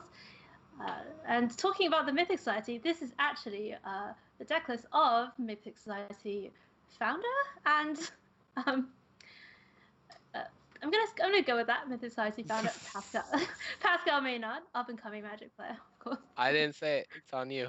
If it's wrong, it's on you. Okay. So. This deck looks excellent. Yeah, I was just gonna say, Marty, this looks like a pretty sweet version of this green-red archetype. 3 copies of the Sleepy T-Rex, Drowsing Pteranodon, as well as 2 copies of the Leafkin Avenger, and wow, 3 Furious Rises. Yeah, this deck looks like somebody told you, like, a stipulation. The stipulation here being you need creatures with 4 power. And Pascal just took that to heart and did everything he could to draft creatures with 4 power. And then when he didn't have creatures with 4 power, he took some Citizen trainings to make his own creatures with 4 power. I love it. I love Citizen training. Great card, of course, from Theros Beyond Death. And love to see it as well in combination with those Drowsing Pteranodons. Some say one of the best 2-drops in the format, Marnie. Yeah, 2 mana 3/3 that could be attacking the very next turn is pretty strong. It doesn't really take much to enable it to attack on its own, whether it's something like a Pride Malkin coming down to put a counter on it, whether you use an enabler like Citizen training, or just playing another creature with 4 power. We see in Pascal's list, there's 1 copy of the 3 mana Ogre that's a 4/2, and I believe that's directly a nod to being able to turn on those Drowsing Pteranodons on curve. In the 4-drop slot, there's 6 more creatures that have 4 power. So definitely no shortage of options for Pascal in terms of allowing those Pteranodons to be able to attack, which makes it a really fearsome 2-drop. Yeah, 2 mana 3/3s don't come around that often, and being able to attack as well. Pretty exciting. Let's have a look at Pascal's opponent's deck before we go down to the match. And we did see this deck in action a little bit in the previous round. This is Malone's blue-red aggressive build. Yeah, as much as we saw the blue-red controlling build from High Banana Fish in the first match we watched, this is kind of the polar opposite. We've got copy of Fear of the Bitten. We've got a huge focus on 2-drops. We've got 2 copies of a vanilla 4/2, as well as 2 copies of Tome Anima. And this deck is just purely trying to get on the board and push damage through as much as possible, using things like cheap spells to trigger prowess, using things like pump spells to just manipulate combat. All right, let's see whether that pans out well for Malone, or whether Pascal's giant green-red monsters take down this quarterfinals. Looks like it's going to be Pascal's point of view that we are watching it from. 4 lands cultivate and a couple of more expensive creatures in hand for Pascal. Yeah, Pascal snap kept this hand, which The hand is fine. There's nothing wrong with it. I just feel like given what his deck is capable of and what we know his opponent's deck is capable of, it feels maybe a little too slow to me to not be doing anything until casting a Cultivate, and then your plan after that is just continuing to cast one spell a turn. In the form of just dirtly creatures, while his opponent is already on the board with a 3/3 flyer on turn 2. And as we've seen from before, Malone's deck is certainly capable of ensuring this Riddle form is attacking every turn. So a bit of a slow hand from Pascal, and I'm slightly scared. It is nice that Gnarled Sage has reach, though. Yeah, not really sure why a tree like creature has reach. I guess trees are pretty tall. The follow-up, just the 4/2 Onake Ogre from Malone. And now we see this Gnarled Sage come down. And, Gnarled Sage pretty good at blocking 3/3 flyers, but not looking so hot against this 3-mana 4/2. Yeah, you really do not want to be trading your 5-mana card for a 3-mana card, but it also feels really bad to be taking the 4 damage straight up there, as this is an aggressive deck from Malone that is trying to just push damage through. So 4 damage already gone, and that's a big chunk of your life. So Turret Ogre, the draw for Pascal. Just looking at Pascal's hand now, like you say, it still looks like it's going to be one spell a turn for the foreseeable future, although that Leafkin Avenger can actually make some mana. Yeah, I wouldn't be surprised to see the Avenger be the choice here, just because it would allow Pascal to double spell next turn, and no other play would. The problem with the Avenger is it doesn't feel like an expendable creature. So if you had played it, you really wouldn't want to trade it off. And considering this is a bit of a race, it would be scary, as Malone has the end step Goblin Wizardry, so no slowing down from their side. Oh yeah, wow, Scorching Dragonfire as well to target that Turret Ogre. A million triggers on the stack, and this is a huge attack now from Malone.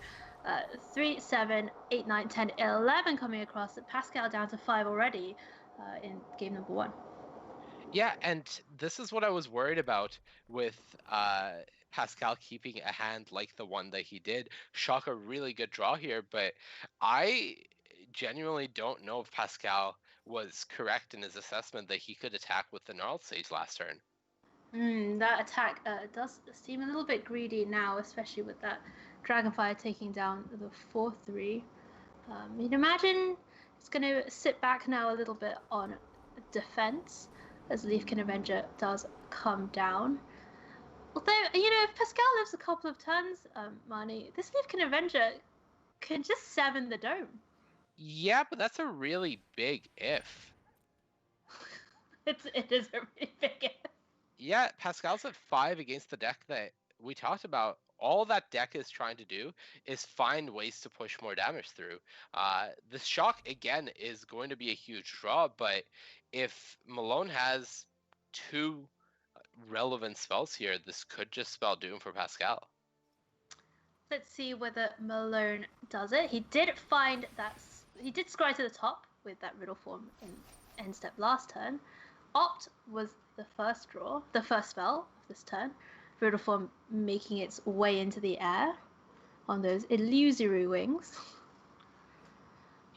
Yeah, so we're going to see an attack from Malone, probably all out here. Pascal would go Gnarled Sage on the Riddle form, Leafkin Avenger on a 2/2, with the plans of using the Shock on the Ogre. Keen Glide Master, the follow-up for Malone, is going to be able to give one of those creatures flying this turn if he so chooses. Yeah, I don't know. Wow, looks like it's going to be one of the goblins. Yeah, I don't understand this choice from Malone here, as if you do this before blocks, which you have to give flying, then you've given Pascal full information. He knows that he can safely block, and yeah, you got some damage through, but Pascal feels pretty good about this exchange. Right, because this this King Glidemaster can fly multiple creatures next turn, but Pascal still has that Gnarled Sage. And wow, Volcanic Geyser the draw for turn as well. Is this it? Is this lethal? This is not oh my God. lethal. Oh, it is. Sorry, I miscounted the mountains. It is lethal. Malone not blocking that attack, and Volcanic Geyser for Exacxes gonna take down game number 1 for Pascal. Wow. What a turnaround. Yeah, I'm shocked at the entire course of events there. I really disliked that attack from Malone, and Pascal, with the draw of the Geyser off the top, just really punishing that. So just well played by Pascal, showing... Yeah. Wow. Sorry, I didn't mean to cut you off, Marnie. I was just, Malone, not the first person in the history of Magic to die to a giant flaming ball of fire. But perhaps I wasn't really expecting to do so there. Is there anything in the sideboard that strikes you as useful here? Not really. Is that the spell that makes the player sacrifice a creature with flying? Yes, it's the Flying Edict. Okay. I don't know how many flyers are actually in Malone's list. I don't believe there's many, but that would be the big one that I'm eyeing if I'm in Pascal's seat. I think I'm probably just submitting the same deck again. But yeah, I'm still a little in shock. It feels like Pascal just stole that game. Yeah, that was impressive stuff there from Pascal's deck. Obviously, ripping that one off Volcanic Geyser, pretty decent. But even without that card, had gotten himself into a very stable board position regardless. Yeah, I feel like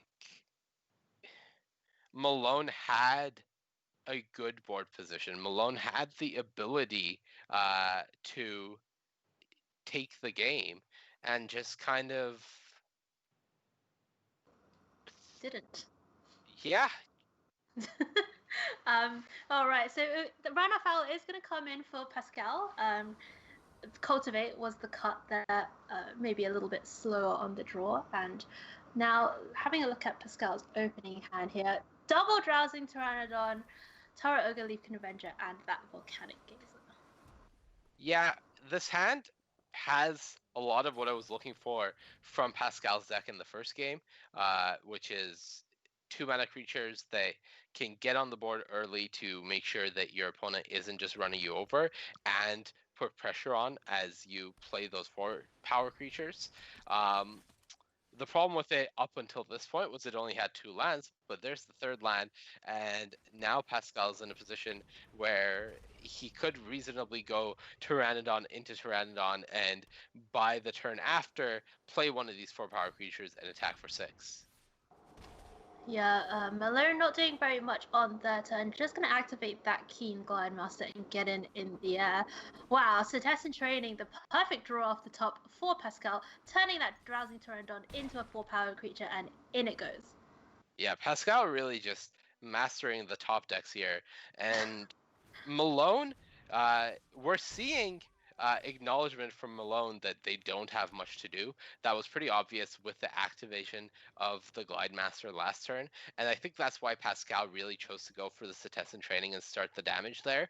If his opponent is stumbling and not able to develop much, Pascal wants to get as aggressive as possible, and this is really working out for him, as now he's put another 5 power on the board, and Malone is already down to 12 while stuck on 1 color mana and 3 lands. Yeah, not where you want to be if you're in Malone's seat, and that Volcanic Geyser sitting in hand, ready and waiting, as we see a big swing in from the team now. Keen Glidemaster going to jump in front of that Hobble Fiend, taking that trade, but Malone down to 4 at the end of this combat phase. Down to 2 after this Turret Ogre, and wow. There's no real coming back from this. unfortunate for Malone to get stuck on lands as we see Pascal get the good game ready. Wow. The Queuing up the aggression. GG. Wow. Considers doing it, decides not to, and there it is. Wow. Okay, so it is going to be a GG. Pascal taking that one down. Was it a GG though, Haiyue? Was it a GG? I mean, it was certainly not necessarily a GG for Malone, unfortunately, but certainly very well played there by Pascal Maynard. Great deck, red-green aggro going into the finals for him. And we can jump pretty quickly into our second semi-final. We can just have a quick look at the players' deck list before we get there. It is going to be High Banana Fish, who we saw take down that quarterfinal against Just Loman. Here's a reminder of her deck list. We did see her draft this list, of course. Yeah, our featured 5-mana tribal deck list here. Yeah, love to see it. And I wonder if we have opponent's deck list available. Yeah, High Banana Fish's deck. Okay. Okay, so this is, wow, this is Cilia, Cilia's deck. Because Cilia is actually a player from Vancouver that we both know very well. This deck is obscene. Wow. Oh my god. 3 Alpine Houndmasters. And let me remind you, High Banana Fish cut an Alpine Houndmaster from. Yeah, there was a full play set of this table. Yeah, just one copy of the Alpine Watchdog and one copy of Igneous Cur, 2 copies of Selfless Savior, Subira as well, Battle Rather Shaman, 1 Basri's Acolyte. Phew, this is a scorching list. Yeah, this deck is absolutely incredible. I was telling a story earlier of the most disappointing draft I've had in this format, which had 3 Houndmasters after the first pack, and 1 copy of Igneous Curb, 1 copy of Alpine Watchdog. Oh. And then I got no other copies of either of the Cur or Watchdog for the rest of the draft.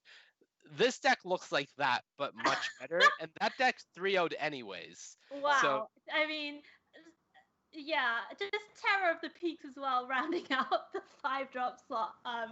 Pretty insane stuff. Let's get the players queued up and ready. Yeah. And hopefully we will be able to bring you action from the second semi-final in very short order. Jeez, this deck, I mean, I'm honestly just scared to look at it. Yeah, the deck from Pascal looked really good. Before looking at this list, I was going to say Pascal is going to put up a really hard fight for whoever is able to make it to the finals against him. But if Cilia is able to get past High Banana Fish, which looking at both players' decks, I would call Cilia a heavy favorite.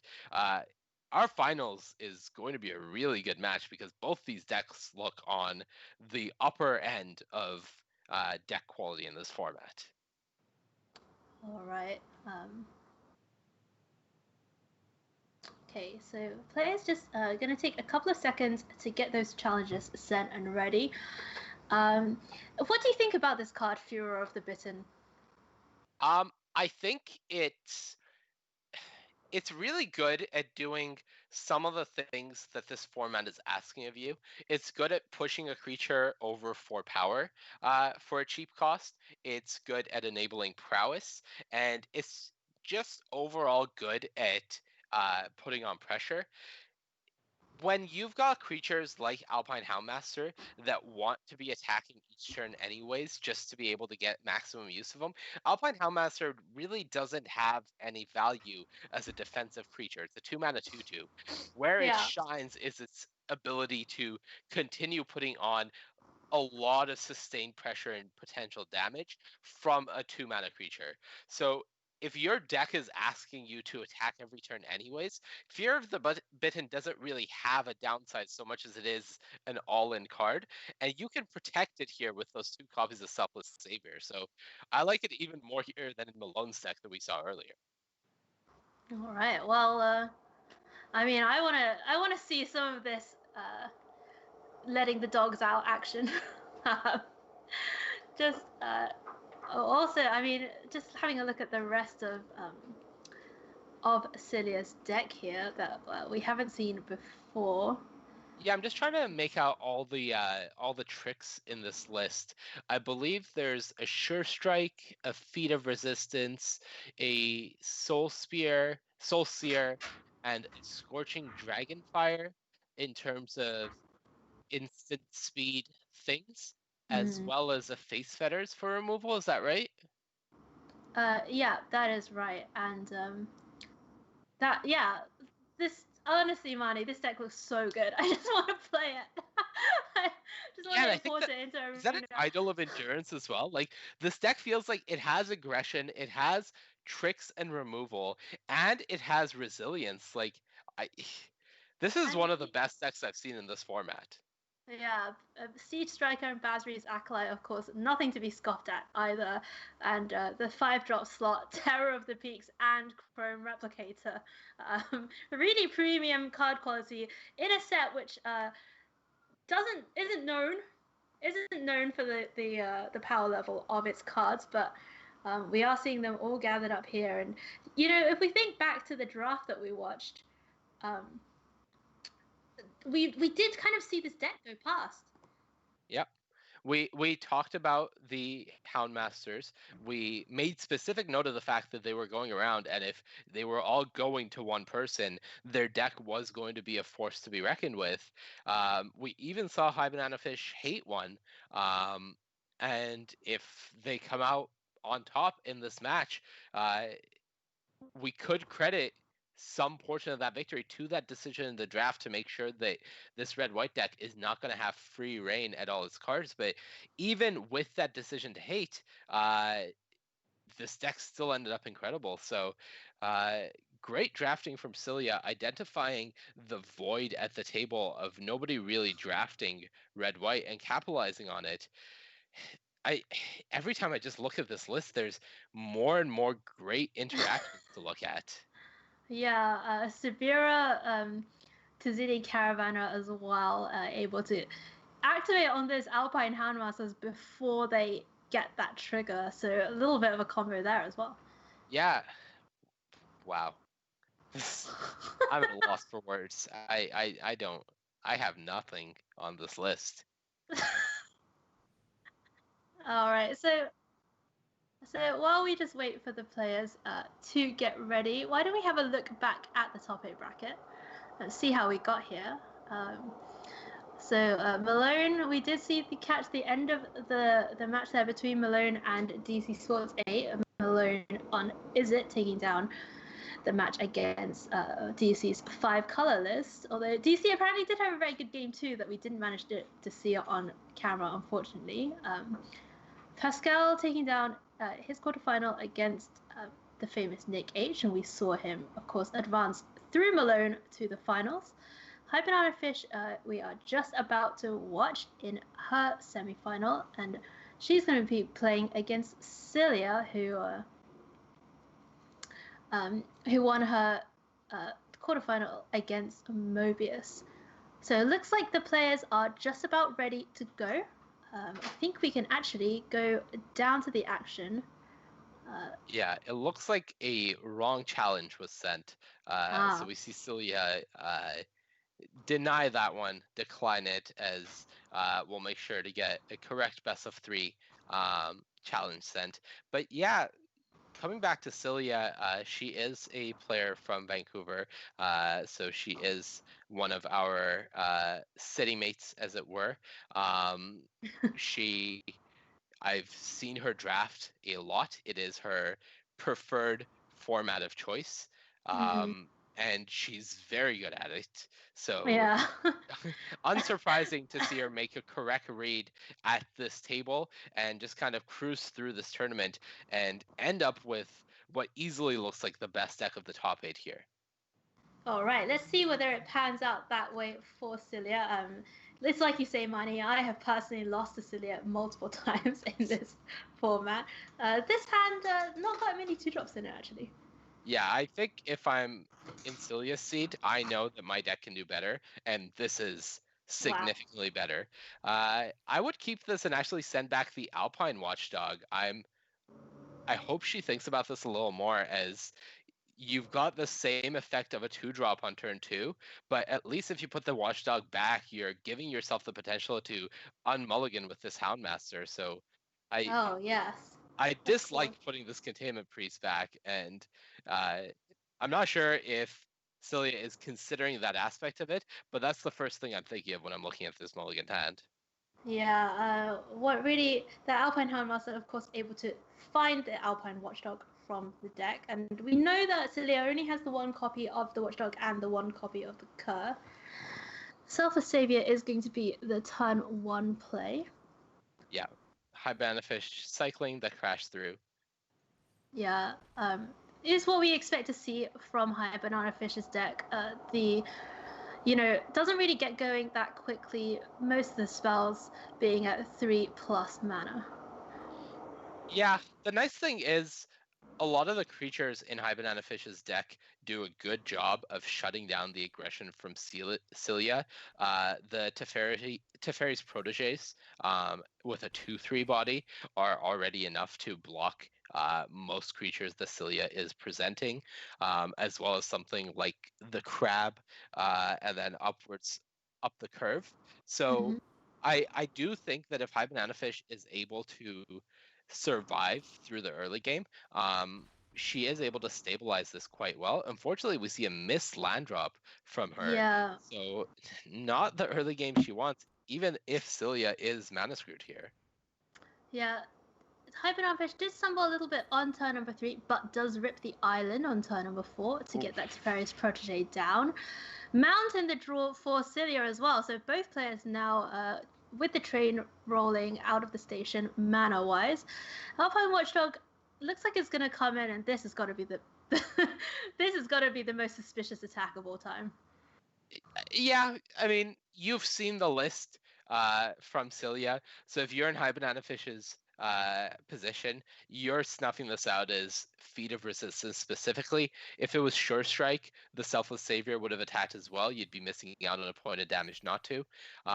So you recognize it, but I also don't think you have a choice. And considering you have multiple pieces of removal in your deck, like Scorching Dragonfire, like Soul Sphere, at some point you just have to get this feat out of the hand. It's unfortunate, but you don't really have a choice, in my opinion. Yeah, I'm with you, Mani. That Feat of Resistance is going to happen at some point, and better get it over and done with now. High Banana Fish, no play on turn number 4. Just going to pass it back, and there's 6 power on the battlefield here for Cilia, and you can bet that it's all coming in. Although it looks like she's considering keeping the Selfless Savior back. From the Goblin Wizardry, I think that's Cilia's read, is if High Banana Fish is passing on 4 mana and they didn't have plays earlier on in the game, Goblin Wizardry would be a reasonable card to put High Banana Fish on, and not wanting to trade that 1/1 makes a lot of sense to me. Soulseer with the great play around Selfless Savior lines. Yeah, High Banana Fish really just playing some Galaxy Brain magic here. Honestly, yeah, every time we see High Banana Fish on camera, and she's also a competitor in the Venus and Mercury League that I do a lot of coverage for as well. Just plays so tight, and just always has the right answer to whatever you present to her. Yeah, if your opponent has a bunch of removal in hand, just don't play creatures. Galaxy Brain plays. Wow. It really does not get better than this. Unfortunately, she did have to make a creature there and tap out, and Cilia is going to very much punish this. I wouldn't be surprised to just see the Face Fetters and Furor of the Bitten here to maximize her damage output.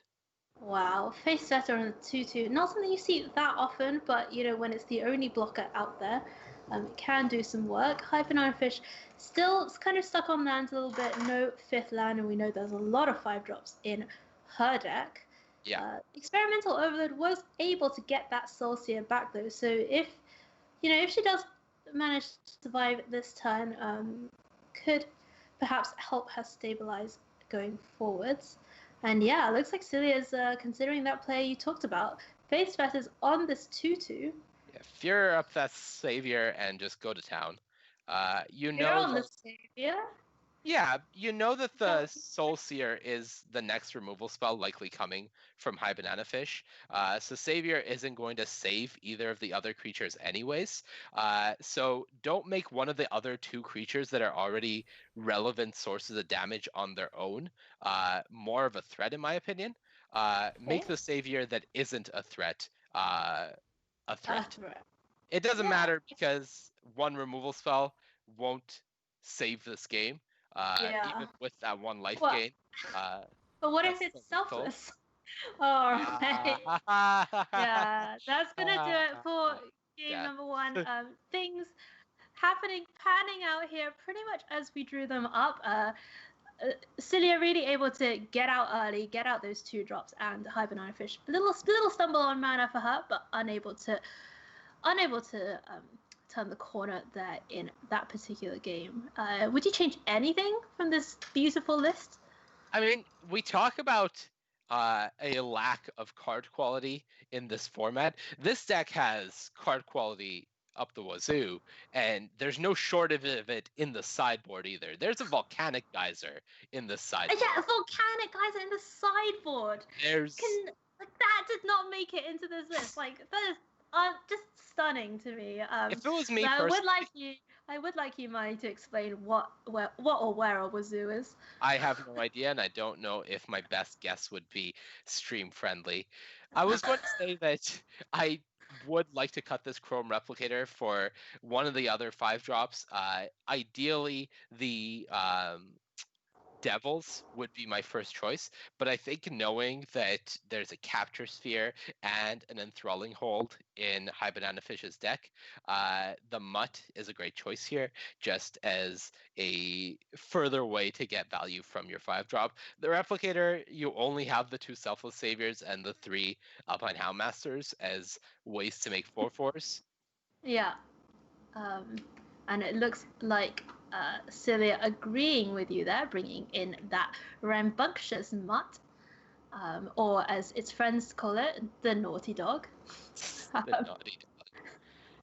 The rest of the deck is perfect. Just don't touch it. Don't touch it. It's so good. Volcanic Geyser in the sideboard is honestly just wild to me. But let's go down to game number 2. Let's see whether it can be a clean 2-0 for Cilia, or whether High Banana Fish can even it up here in our second semi-final here at the Swagoi Draft Tournament. Alpine Watchdog, Feat of Resistance, Idol, Sabira, Terror of the Peaks. Wow, look at all these rares. Yeah, this isn't the sexiest hand by any means, but if you hit the majority of the cards in your deck, which are 2 drops, you're kind of okay with it. And if you hit lands, you're very okay with it. So I think this is a situation where while the hand looks a little awkward, that's heartbreaking. That's so unfortunate for Cilia, drawing that Igneous Curt with Alpine Houndmaster in hand and the Alpine Watchdog already. You will typically be okay with it, but yeah, if this hand misses on lands going forward now, especially because of that Igneous Curt draw, meaning your Houndmaster is getting even less value, I'd be a little concerned because High Banana Fish is not going as slowly this game as she did last game. Yeah, High Banana Fish able to develop out with that Hobble Fiend on turn number 2, and looks like it's going to be the Alpine Watchdog as the first creature down. Although you imagine that whatever Cilia plays, it's gonna be a trade here, right?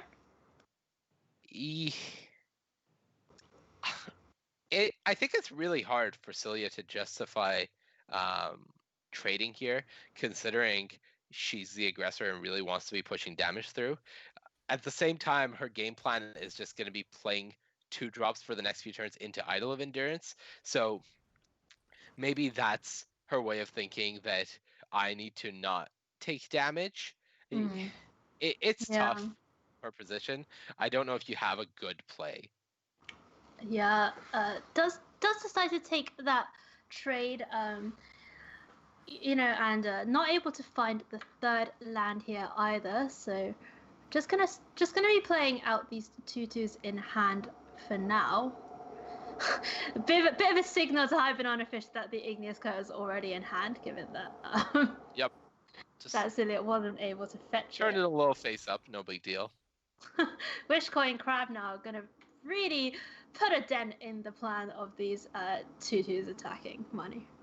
Yeah, and this is the problem with this hand from Cilia. High Banana Fish did not stumble this game like she did in the last game, and as we pointed out, the creatures in High Banana Fish's deck actually line up quite well against Cilia's creatures if High Banana Fish is able to get to them at a healthy life total. And here, because of Cilia stumbling, High Banana Fish feels confident enough to attack. Wow, yeah, Teferi's Protege and the Wishcoin Crab getting in. Not something you see this crab or the Protege actually do very often, but here comes the team. And let's see what High Banana Fish has to follow up with, if anything. Oh, looks like it's See the Truth. No way, of course, in this deck to be able to activate that second mode on it. We're just going to cantrip for now, and it's going to be Onake Ogre, the 4-2. Yeah, High Banana Fish really asking the question, who is really the aggro in this matchup? And confidently and boldly claiming, it's me. Well, you don't put this 3-mana 4-2 vanilla in your deck if you're not looking to beat your opponent's face a little bit. The Alpine Houndmaster and Igneous Cur looking a little bit sad on this side of the battlefield, although Cilia has now found land number 3. Yeah, Cilia does get to go Anointed Chorister here, while leaving up Feet of Resistance and the Igneous Cur pump ability if she would like. So she does have some decent trades now. And I think that's something that she would be very happy for. If she gets to go trade Houndmaster for a 4-2, trade Igneous Cur for a 2-3, I even think she's fine with a double block, trading Houndmaster or Cur for this crab. And I just don't know if she's in a position to continue letting all of these creatures through. If she's only taking damage from one creature, that's fine. The just gonna be the Wishcoin Crab coming in, and no blocks there for Cilia. She's gonna fall down to 12. Goblin Arsonist the play, and 4 mana up for High Banana Fish. No land again for Cilia, just a Scorching Dragonfire off the top. That may be able to stem some of the bleeding here. Yeah. One thing I want to point out is Cilia is playing a 16 land deck, which kind of makes sense when you're a deck with such a low curve. My one issue with it is she has a decent number of mana sinks, and when I'm an aggressive deck like this with a ton of 2-drops, I don't really mind hitting 4 lands because it allows me to start double spelling, right? So I don't know if, given her high card quality, whether there is an argument for playing that 17th land, just to ensure games like this don't happen, knowing you have things to do with the extra mana, like the Idol of Endurance, like casting multiple creatures, activating Igneous Cur, activating Sabira. So maybe something to consider in Cilia's position, but yeah, it couldn't just be results-oriented thinking because you're stuck on lands here. Yeah, I mean, I understand what you're talking about, Manny. The wanting to just make sure you hit your land drops. Obviously, as we've seen a little bit of today, mana issues can happen to anybody, but when your card quality is this high, when you've got your Terror of the Peaks to curve into, maybe just something for our viewers at home to think about when they're building these low curve limited decks. Alpine Houndmaster looks like it's going to jump in front of this Onake Ogre and a double block with the Protege. So a double block on the Protege. Yeah, I like this double block more here from Cilia than I did before, though she is reconsidering it now. The reason for it being that if they have a removal spell for your Sabira, they're going to have it anyways, and at some point you're just going to need to use this Cur as a blocker. I think It's just a matter of saying that I can't keep taking damage because you are continuing to present pressure and I'm falling further and further behind. Yeah. Nope. Reconsiders. Looks like Celia can wait a turn longer maybe.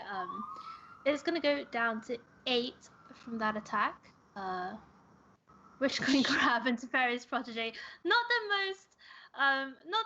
the army that you usually think about when you see these blue-red prowess-based decks, but here we are.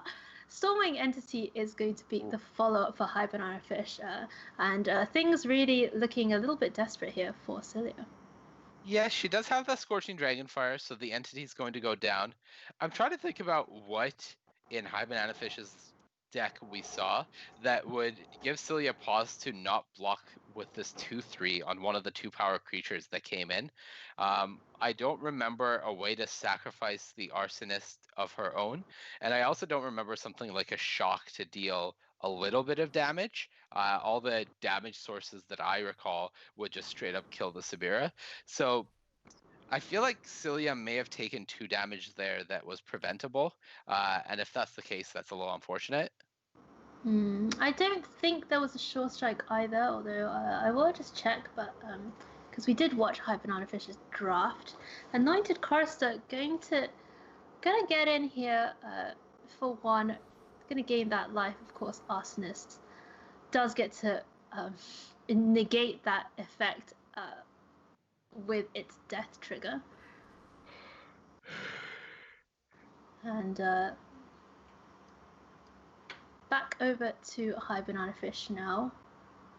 This looks like a turn to Slag. Ooh, Soulseer. It's actually going to be a Soulseer, so Mani, you're fired. I'm gone. With these terrible calls. Yeah. Well, I just love it. I just love to see Teferi's Protege and Wishcoin Crab doing all this work. Finally, the 4th land found for Celia, but is this too little too late, Mani? It's probably too little too late, but I think given that High Banana Fish does still only have these 2 creatures, I think Celia can try to fight through this. It won't be easy. And I think step 1 is just wow. And I think given that High Banana Fish is respecting this cur enough to not trade with it, I would just use both my tricks here to try to hope to get rid of this crab. Yeah, Feat of Resistance and Sure Strike available to Celia. Sure Strike we're very familiar with, but Feat of Resistance does put a +1/+1 counter on a creature and give it protection from a color until the end of turn. Looks like Celia is considering her options. And yep. Yeah, it's really going to jump in front. Can you pump and use feet, or do you have to use the Sure Strike? You have to use the Sure Strike, otherwise you'll be a damage short, which is what I was going to say is really unfortunate. Same with if the 4th land had been another mountain, Celia could use Sure Strike and pump. But unfortunately, because of the exact makeup of her mana base here, as well as oh no. Wow. Oh actually, no. That deciding to choose red with the Feat of Resistance. Oh, that's really unfortunate. Wait, oh, of course, and then the Sure Strike, not able to target that Igneous Curse. So they may be thinking about red removal from High Banana Fish's side, and ouch. A little bit of a misstep there from Celia, as High Banana Fish does have a Shipwreck Delver to follow up with, and a Soulseer as well. Yeah, that was Celia's attempt to not allow herself to get blown out by Scorching Dragonfire there. Unfortunately, in the process, made it not possible for her to play Sure Strike, and High Banana Fish has the ultimate punishment there in the form of Shipwreck Dowser, and that makes it... Yeah, that's gonna do it. Sorry. Yeah, sorry, Mani. I didn't mean to cut you off. No. there's nothing to cut off, as I see we have gotten a raid from Raphael Levy and his party of friends. So welcome to everybody coming from Raph's stream. Great to have you when you get this message in 5 minutes. Hopefully most of you are still here.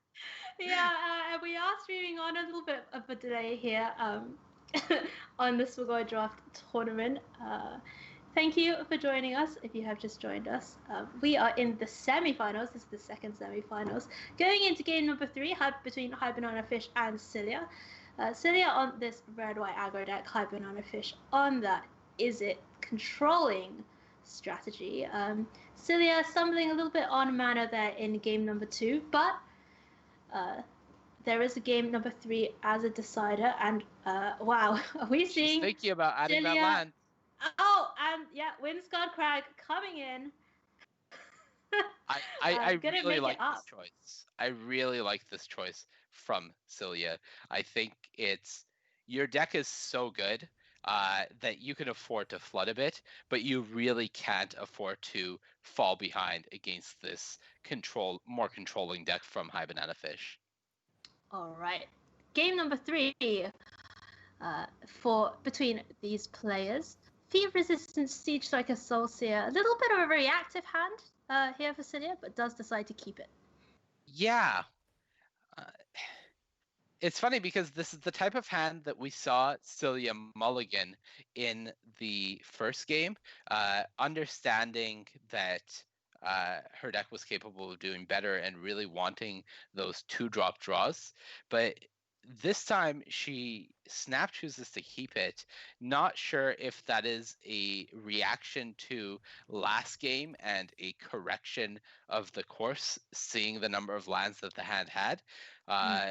Could still work out for her. We do see that Terror of the Peaks drawn, but I'm a little concerned that this isn't really the type of hand you want to be keeping with this aggressive red-white deck. It's not capitalizing on your strengths. Yeah, and does have a lot of 2-drops in the deck, but the power of those 2-drops is obviously diminishing over time. Siege Striker, the turn 3 play here for Cilia, getting on the board. We see High Banana Fish hovering. I wonder if this is a consideration of whether to just remove this card now. Yeah, this could be a Scorching Dragonfire or a Soulseer here for the mana. It's a little awkward to want to remove the 1/1 creature when you have a Goblin Arsonist in play, essentially making it unable to attack anyways. Wow. This draw though, Marnie. This is good, for sure. And the Siege Striker, it can tap creatures when it attacks to get +1/+1, right? Yes. Yes. So the Battle Royal Shaman, giving it +2%, so it's going to become a 3/1, and then its trigger will make it a 4/2. And that plays around the Arsonist. Yeah, and wow, High Banana Fish just going to take damage. 8 to the dome. Wow. That Battle Rattle Shaman was potentially the perfect draw for Cilia there. Just the top of her library, treating her very well indeed. Feat of Resistance and Soulseer in hand still for Cilia, and looking like this one's swinging in her favor. Yeah, if High Banana Fish had the removal spell for the Siege Striker last turn and chose not to use it, this is quite a big punish coming from Cilia with the 8 damage. And again, we see High Banana Fish mousing over the Siege Striker, so be considering using that removal spell now instead just going for a Thrill of Possibility, though. Yeah, maybe, looking for some of these answers. Does find that 4th land, and yep, Scorching Dragonfire, perfect use of mana there, taking down the Siege Striker, and no 5th land for Cilia, but does draw a 2-drop. Yeah, I think that was High Banana Fish not having the 4th land, which is why they hesitated on that Thrill of Possibility. If they missed the land there off that Thrill and weren't able to cast Scorching Dragonfire, it would have been a massive punishment for High Banana Fish. And the fact that they did hit ended up working out really well for them. They're the 5th land, and now with the Shipwreck Dowser, they're so well set up for what Cilia is presenting. So, back over to Cilia now. Still no 5th land, despite adding that extra land in during sideboarding. Shipwreck Dowser on the other side of the battlefield, really outsizing these two creatures, although Battle Rattle Shaman can, of course, make something bigger. And I wonder if we will see this attack here from Cilia. Are you attacking here, Manny? Yeah, I feel like if you're not forcing damage through right now, you're really putting yourself too far behind as this red-white deck. I think I would be attacking with the Alpine Watchdog with Battle Rattle Shaman on it. I think playing the Selfless Savior first is totally fine. That allows you to cast the Soul Seer as well, but I don't think you specifically want to be casting the Soul Seer yet. It just gives your opponent more information, and if they were going to trade that Dowser for this Watchdog, I think I'm okay with it. So don't love the choice of timing on the Soul Seer, but I don't think it's the big difference maker here. Yeah, Soul Seer taking down that blocker, and Alpine Watchdog is going to come in now for 4 damage. Hypernofish deciding not. We're going to blocks now. Goblin Arsonist is going to jump in front, and I imagine we'll see. I kind of imagine that we would see a trade with the Savior, but the Goblin Arsonist is actually going to take down the Savior. I guess it's a trade with the Savior anyway, right? So. Well, I think if High Banana Fish targeted the Watchdog, Cilia would not sacrifice the Savior. The Watchdog isn't the creature that matters here, it's the Battle Rattle Shaman, and the Savior was there to protect it. Now that the Savior is off the board, High Banana Fish can use a removal spell in hand, in this case the Turn to Slag, because it is the more expensive one and therefore better for tempo. And saving that Scorching Dragonfire, now this Watchdog can't really attack into the Teferi's Protege. No, great use of mana there by High Banana Fish. Turn to Slag taking down, of course, that big threat. And Cilia finding the 5th land, but it is that 2nd tap land that she added into her deck during the sideboarding. Of course, these aggro decks not really wanting to play many of the tap lands. And this really, Idol of Endurance not looking very impressive. Not yet, but notably for Cilia, Scorching Dragonfire can't kill Terror of the Peaks. That Soul Seer has not been used yet, but Turn to Slag is already gone. There are a few more answers in Capture Sphere as well available to High Banana Fish. So the Terror of the Peaks is not guaranteed to be safe, just slightly more safe than it was before that Turn to Slag got used. But Cilia, unlike last game, is at 20 life right now, and she could build up to a point where this Idol of Endurance is able to give her the amount of value she needs to start fighting back against this value game that High Banana Fish has been playing. Let's see whether this Terror of the Peaks lives to terrorize High Banana Fish next turn. We know there's a Scorching Dragonfire in hand, but as Marnie pointed out, that is not going to do it against the big mythic dragon. See the Truth, going to go digging. Going to have a look through High Banana Fish. That's a good sign for Cilia. Oh, Experimental Overload is going to be able to get that. Cilia. Yeah, going to be able to get that Turn to Slag, and this is going to be brutal. This could just be game, actually. I don't like this. I think if I'm in Cilia's shoes, I'm putting that Fear of the Bitten on the Terror of the Peaks, attacking for 7 and passing with my Feat of Resistance up. The big reasoning for this being that Fear forces High Banana Fish to have to use both their removal spells in hand to try to take down this Terror, at which point Feat of Resistance would protect it, High Banana Fish would be tapped out, and it would just be game. Wow. Cilia taking a little bit of a different line here. That Idol of Endurance actually getting back the Selfless Savior. So that gives one shield of protection, as it were, to this Terror of the Peaks. And does leave that Fury of the Bitten able to come in for lethal perhaps next turn if Cilia can. My big qualm with this is just Soul Seer. If High Banana Fish draws Soul Seer, you've lost the game-ending pressure that you've had, and it was something that you could have played around. You have information about half the cards in your opponent's hand, and you've willingly chosen a riskier line here, which in my opinion was unnecessary. All right, so it looks like no Soul Seer just yet. And you would imagine that with open deck lists, of course, High Banana Fish does know that Cilia has a copy of Feat of Resistance. There's going to be a little attack here with the ground creatures, but Cilia, sitting happy at 20, just says, you know, I don't care at all about the ground. Just let me untap with this Terror of the Peaks. And wow, looks like it's going to happen. Cilia untapping with Terror of the Peaks here in the second semi-final.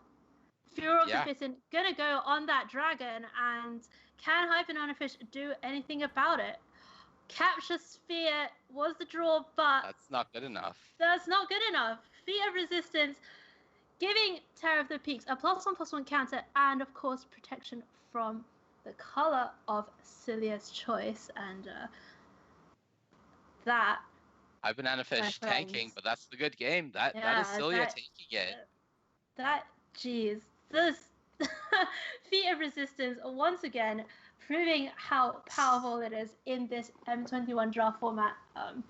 No need to go to the combat step. High Banana Fish scooping that one up, and it is going to be Cilia on this red-white aggro deck, advancing to the finals to face Pascal Maynard. Yeah, it was scary there for a bit, but ultimately when your primary game plan of play 2/2 creatures fails, just play a mythic. Wow, what more could you want, Marnie? Just a big dragon to fly in for the victory. Something we've seen, you know, in core set after core set, and this one no different. Terror of the Peaks, of course, coming from a long line of a very solid pedigree of dragons all the way from Shivan Dragon back in the day. We'll just have a check on whether the finals are ready to go. It is going to be Cilia on that red-white deck against Pascal Maynard on a Gruul aggro build that we saw be very dominant in his semi-final. Marnie, how do you like these two decks up against each other? I think we didn't see all the decks at the table, but from the decks that I've seen up to this point, these did look like the two best decks to me initially. I'm unsurprised to see them both in the finals. I think High Banana Fish put up a really good fight against Cilia, and just through decision making, a little bit of bad luck on Cilia's end in the second game, and just really smart card choices and timing on her choices, High Banana Fish almost put herself through to that finals, but ultimately the quality of the red-white deck ended up winning out. All right. So it looks like the players are just getting ready to set up the finals match here. This is just a little reminder of the of Cilia's list, that Terror of the Peaks hiding out there behind the Chrome replicator. I wonder if we could just remind our viewers of Pascal's list.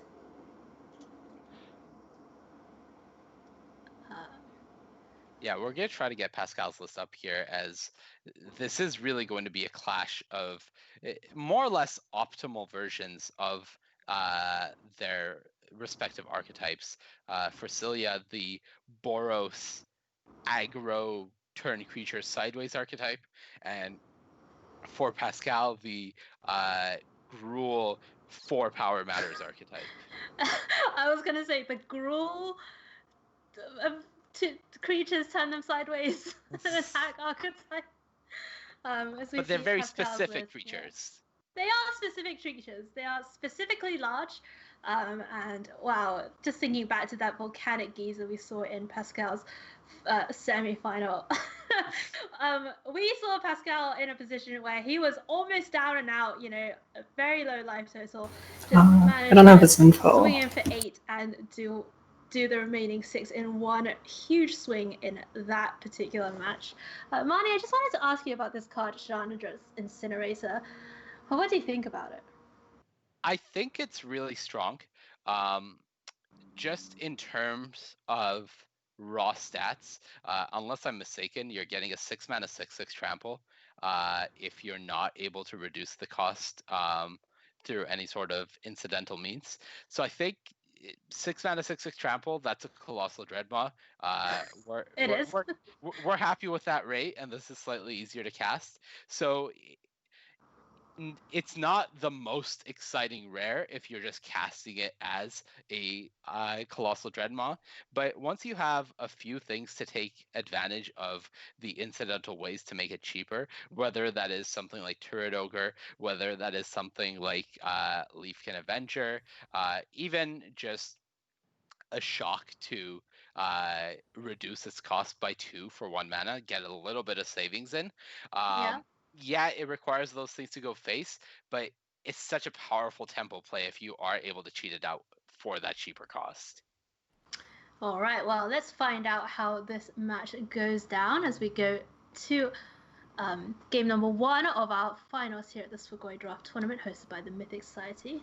Selfless Savior on turn 1 for Celia and Horrible Fiend on turn 2 for Pascal, so both players developing out in these early turns. Yeah, we are off to the races, both players curving out, and I do want to point out that this is a showdown of Magic players from the greatest country of Canada. Yeah, it's an all-Canadian affair here, as Marnie and I both from a BC region, and of course Celia and Pascal both Canadians as well, so love to see the Great White North bringing it home here. I feel like we did good with this one. Furious Rise down on turn number 3 for Pascal. Just the Horrible Fiend on board for now, but we know that his particular list is piled full of these 4-power creatures able to trigger that Furious Rise. Furor of the Bitten gonna go on that Alpine Watchdog, and that is a big boy now. It is a big boy, and because it has Vigilance, it's one of the ideal targets for Furor. Because Furor, while it makes the creature have to attack each turn, it doesn't say that it is unable to block. So on a Vigilance creature, you mitigate that downside of Furor not having any sort of defensive value. Let's see what Pascal finds. It is going to be Onake Ogre, so looks like that Furious Rise is going to get in action soon. Celia, of course, not able to deal with it yet because of the lack of red mana. Wow, and Leafkin Avenger, the find off the Furious Rise. Yeah, Pascal is already off to the races with his engine. I do want to make note of Celia's land choice last turn. She chose to play a Plains over the Windscarred Crag to leave up Feet of Resistance specifically. I think that was a bit risky, as she really wanted to have access to 4 mana this turn and still have the Selfless Savior to protect the Watchdog should something go wrong. Doesn't end up mattering, as she does draw the Untapped Mountain, but that could have been a pretty hefty punish had that not been the draw off the top. Well, the Boros player not punished here. Never punished, as I find these aggro decks are, especially when they're against me. Alpine Watchdog going to be sent to the skies by the big Gale Swooper, and Pascal down at 12 in this game number 1. Yeah, Pascal is down to 12, and notably, there's already a 3-power flyer on the board. So that's a 4-turn clock by itself if Pascal is not able to present one of his 4 reach creatures in his deck. Yeah. There is a lot of reach in I'm trying to remember the exact number of the 5-mana 4/4s in Pascal's deck. I think it's 2, maybe. I think it's 3 with the Turret Ogre. And wow. Okay. Here we go. So Pascal deciding not to play that Lucan Avenger, instead going to go Drowsing Pteranodon into Furious Rise, and that is going to be 2 extra cards every single turn now for Pascal. Volcanic Gazer there being revealed.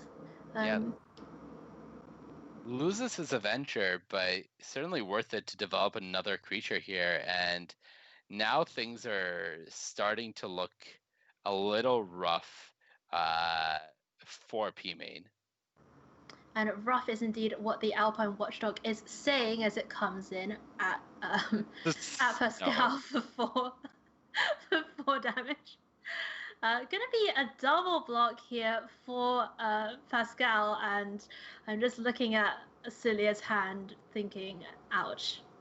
I think Celia would love to just sacrifice the Selfless Savior here rather than use this Feat of Resistance. I think being able to save feat for this Geyser would have been preferable, but Celia is saying that I prefer to keep the 1 power creature around, and I guess the idea is if Pascal uses Geyser to try to destroy the Swooper, the Selfless Savior is still around. Yeah, Selfless Savior doing a great job of keeping its companions resistant to any attempts to get rid of them by Pascal. Pascal keeping that 4-2 around, of course, for his Furious Rises, although things looking a little bit sketchy now for the Canadian Pro. Yeah, if Pascal doesn't have another copy of Drowsy Pteranodon, I think this is actually game. Pascal may feel forced to use this Volcanic Geyser here. Dragonfire will clear off the Ogre, and then Sabira will be lethal from Celia if that is the line Pascal takes. Let's see what he has found in his library. Gonna float 2 mana. Setessan Training on the Onaka Ogre. Gonna go digging now. That's wow. An easy Dragonfire. Send that away. Don't want it. Don't want to see it. Wow, clean 2 for 1 for this Scorching Dragonfire. And I believe there's no Ranger Skull in the list for Pascal. So this might just be a concession. Yeah, Volcanic Gazer is going to target the Gale Swooper, so it doesn't. You have perfect information. Yeah, Selfless Savior doing what it does best, jumping in front of removal spells, and Sabira to Zidi Caravana going to come down. Of course, does have haste, and that's going to do it. Game number 1 goes to Celia on the Boros aggro deck. Was that what you were expecting to happen, Monty? Yeah, more or less. I think that Celia's deck doesn't really care about Pascal's card advantage engine. We once again see the Chrome Replicator come out, especially with 3 copies of Furious Rise in the deck. Ramosha's Mutt looking really good in this matchup. I don't think we need to see the Volcanic Geyser come in. I would, again, like to see that 17th land from Celia.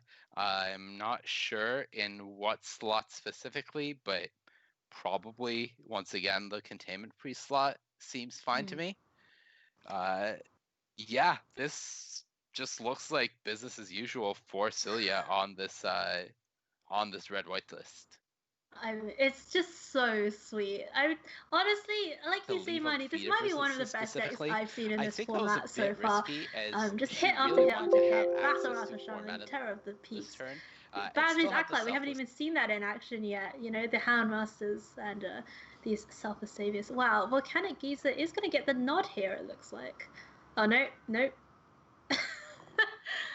Gonna Cutting Fear of the Bitten for a 5-drop, yeah, but not adding a land.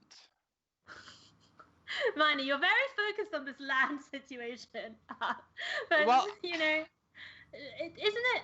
I mean, Celia's on the draw, right? So Celia is on the draw. Mean something. It does, and we see no shortage of lands, so clearly perfect decision making as usual. it just seems a little bizarre to me to add a 5-drop to your deck that already is a bit mana hungry, not overly so. But again, this hand has a great land to spell ratio right now. So things already off to a good start for Cilia. Pascal goes Force, and doesn't have a Drowsy Pteranodon. So Cilia feeling quite good right now about the start of this game. Yeah, 3 copies of Drowsy Pteranodon in Pascal's deck, but just a Furious Rise on turn 3 so far. No creatures on board yet, as this Silver Savior keeps coming in like the great little dog friend that it is, and likely we're going to see a curve out into this makeshift battalion for Cilia as well. Yeah, Cilia considering leaving up the Soul Seer to ensure Pascal doesn't get a card from Furious Rise, but I don't think that's the game plan from your red-white deck. I think you're fine letting Pascal get a card here and then using the Soul Seer to push 4 damage through. Yeah, Leafkin Avenger, the 4-mana play. Furious Rise just finding a mountain. And Leafkin Avenger representing a great little juicy target for Soulseer here. And now I'm thinking about searing a Leafkin Avenger steak, which is not necessarily where we should be at here in the booth for the Swagoi draft tournament.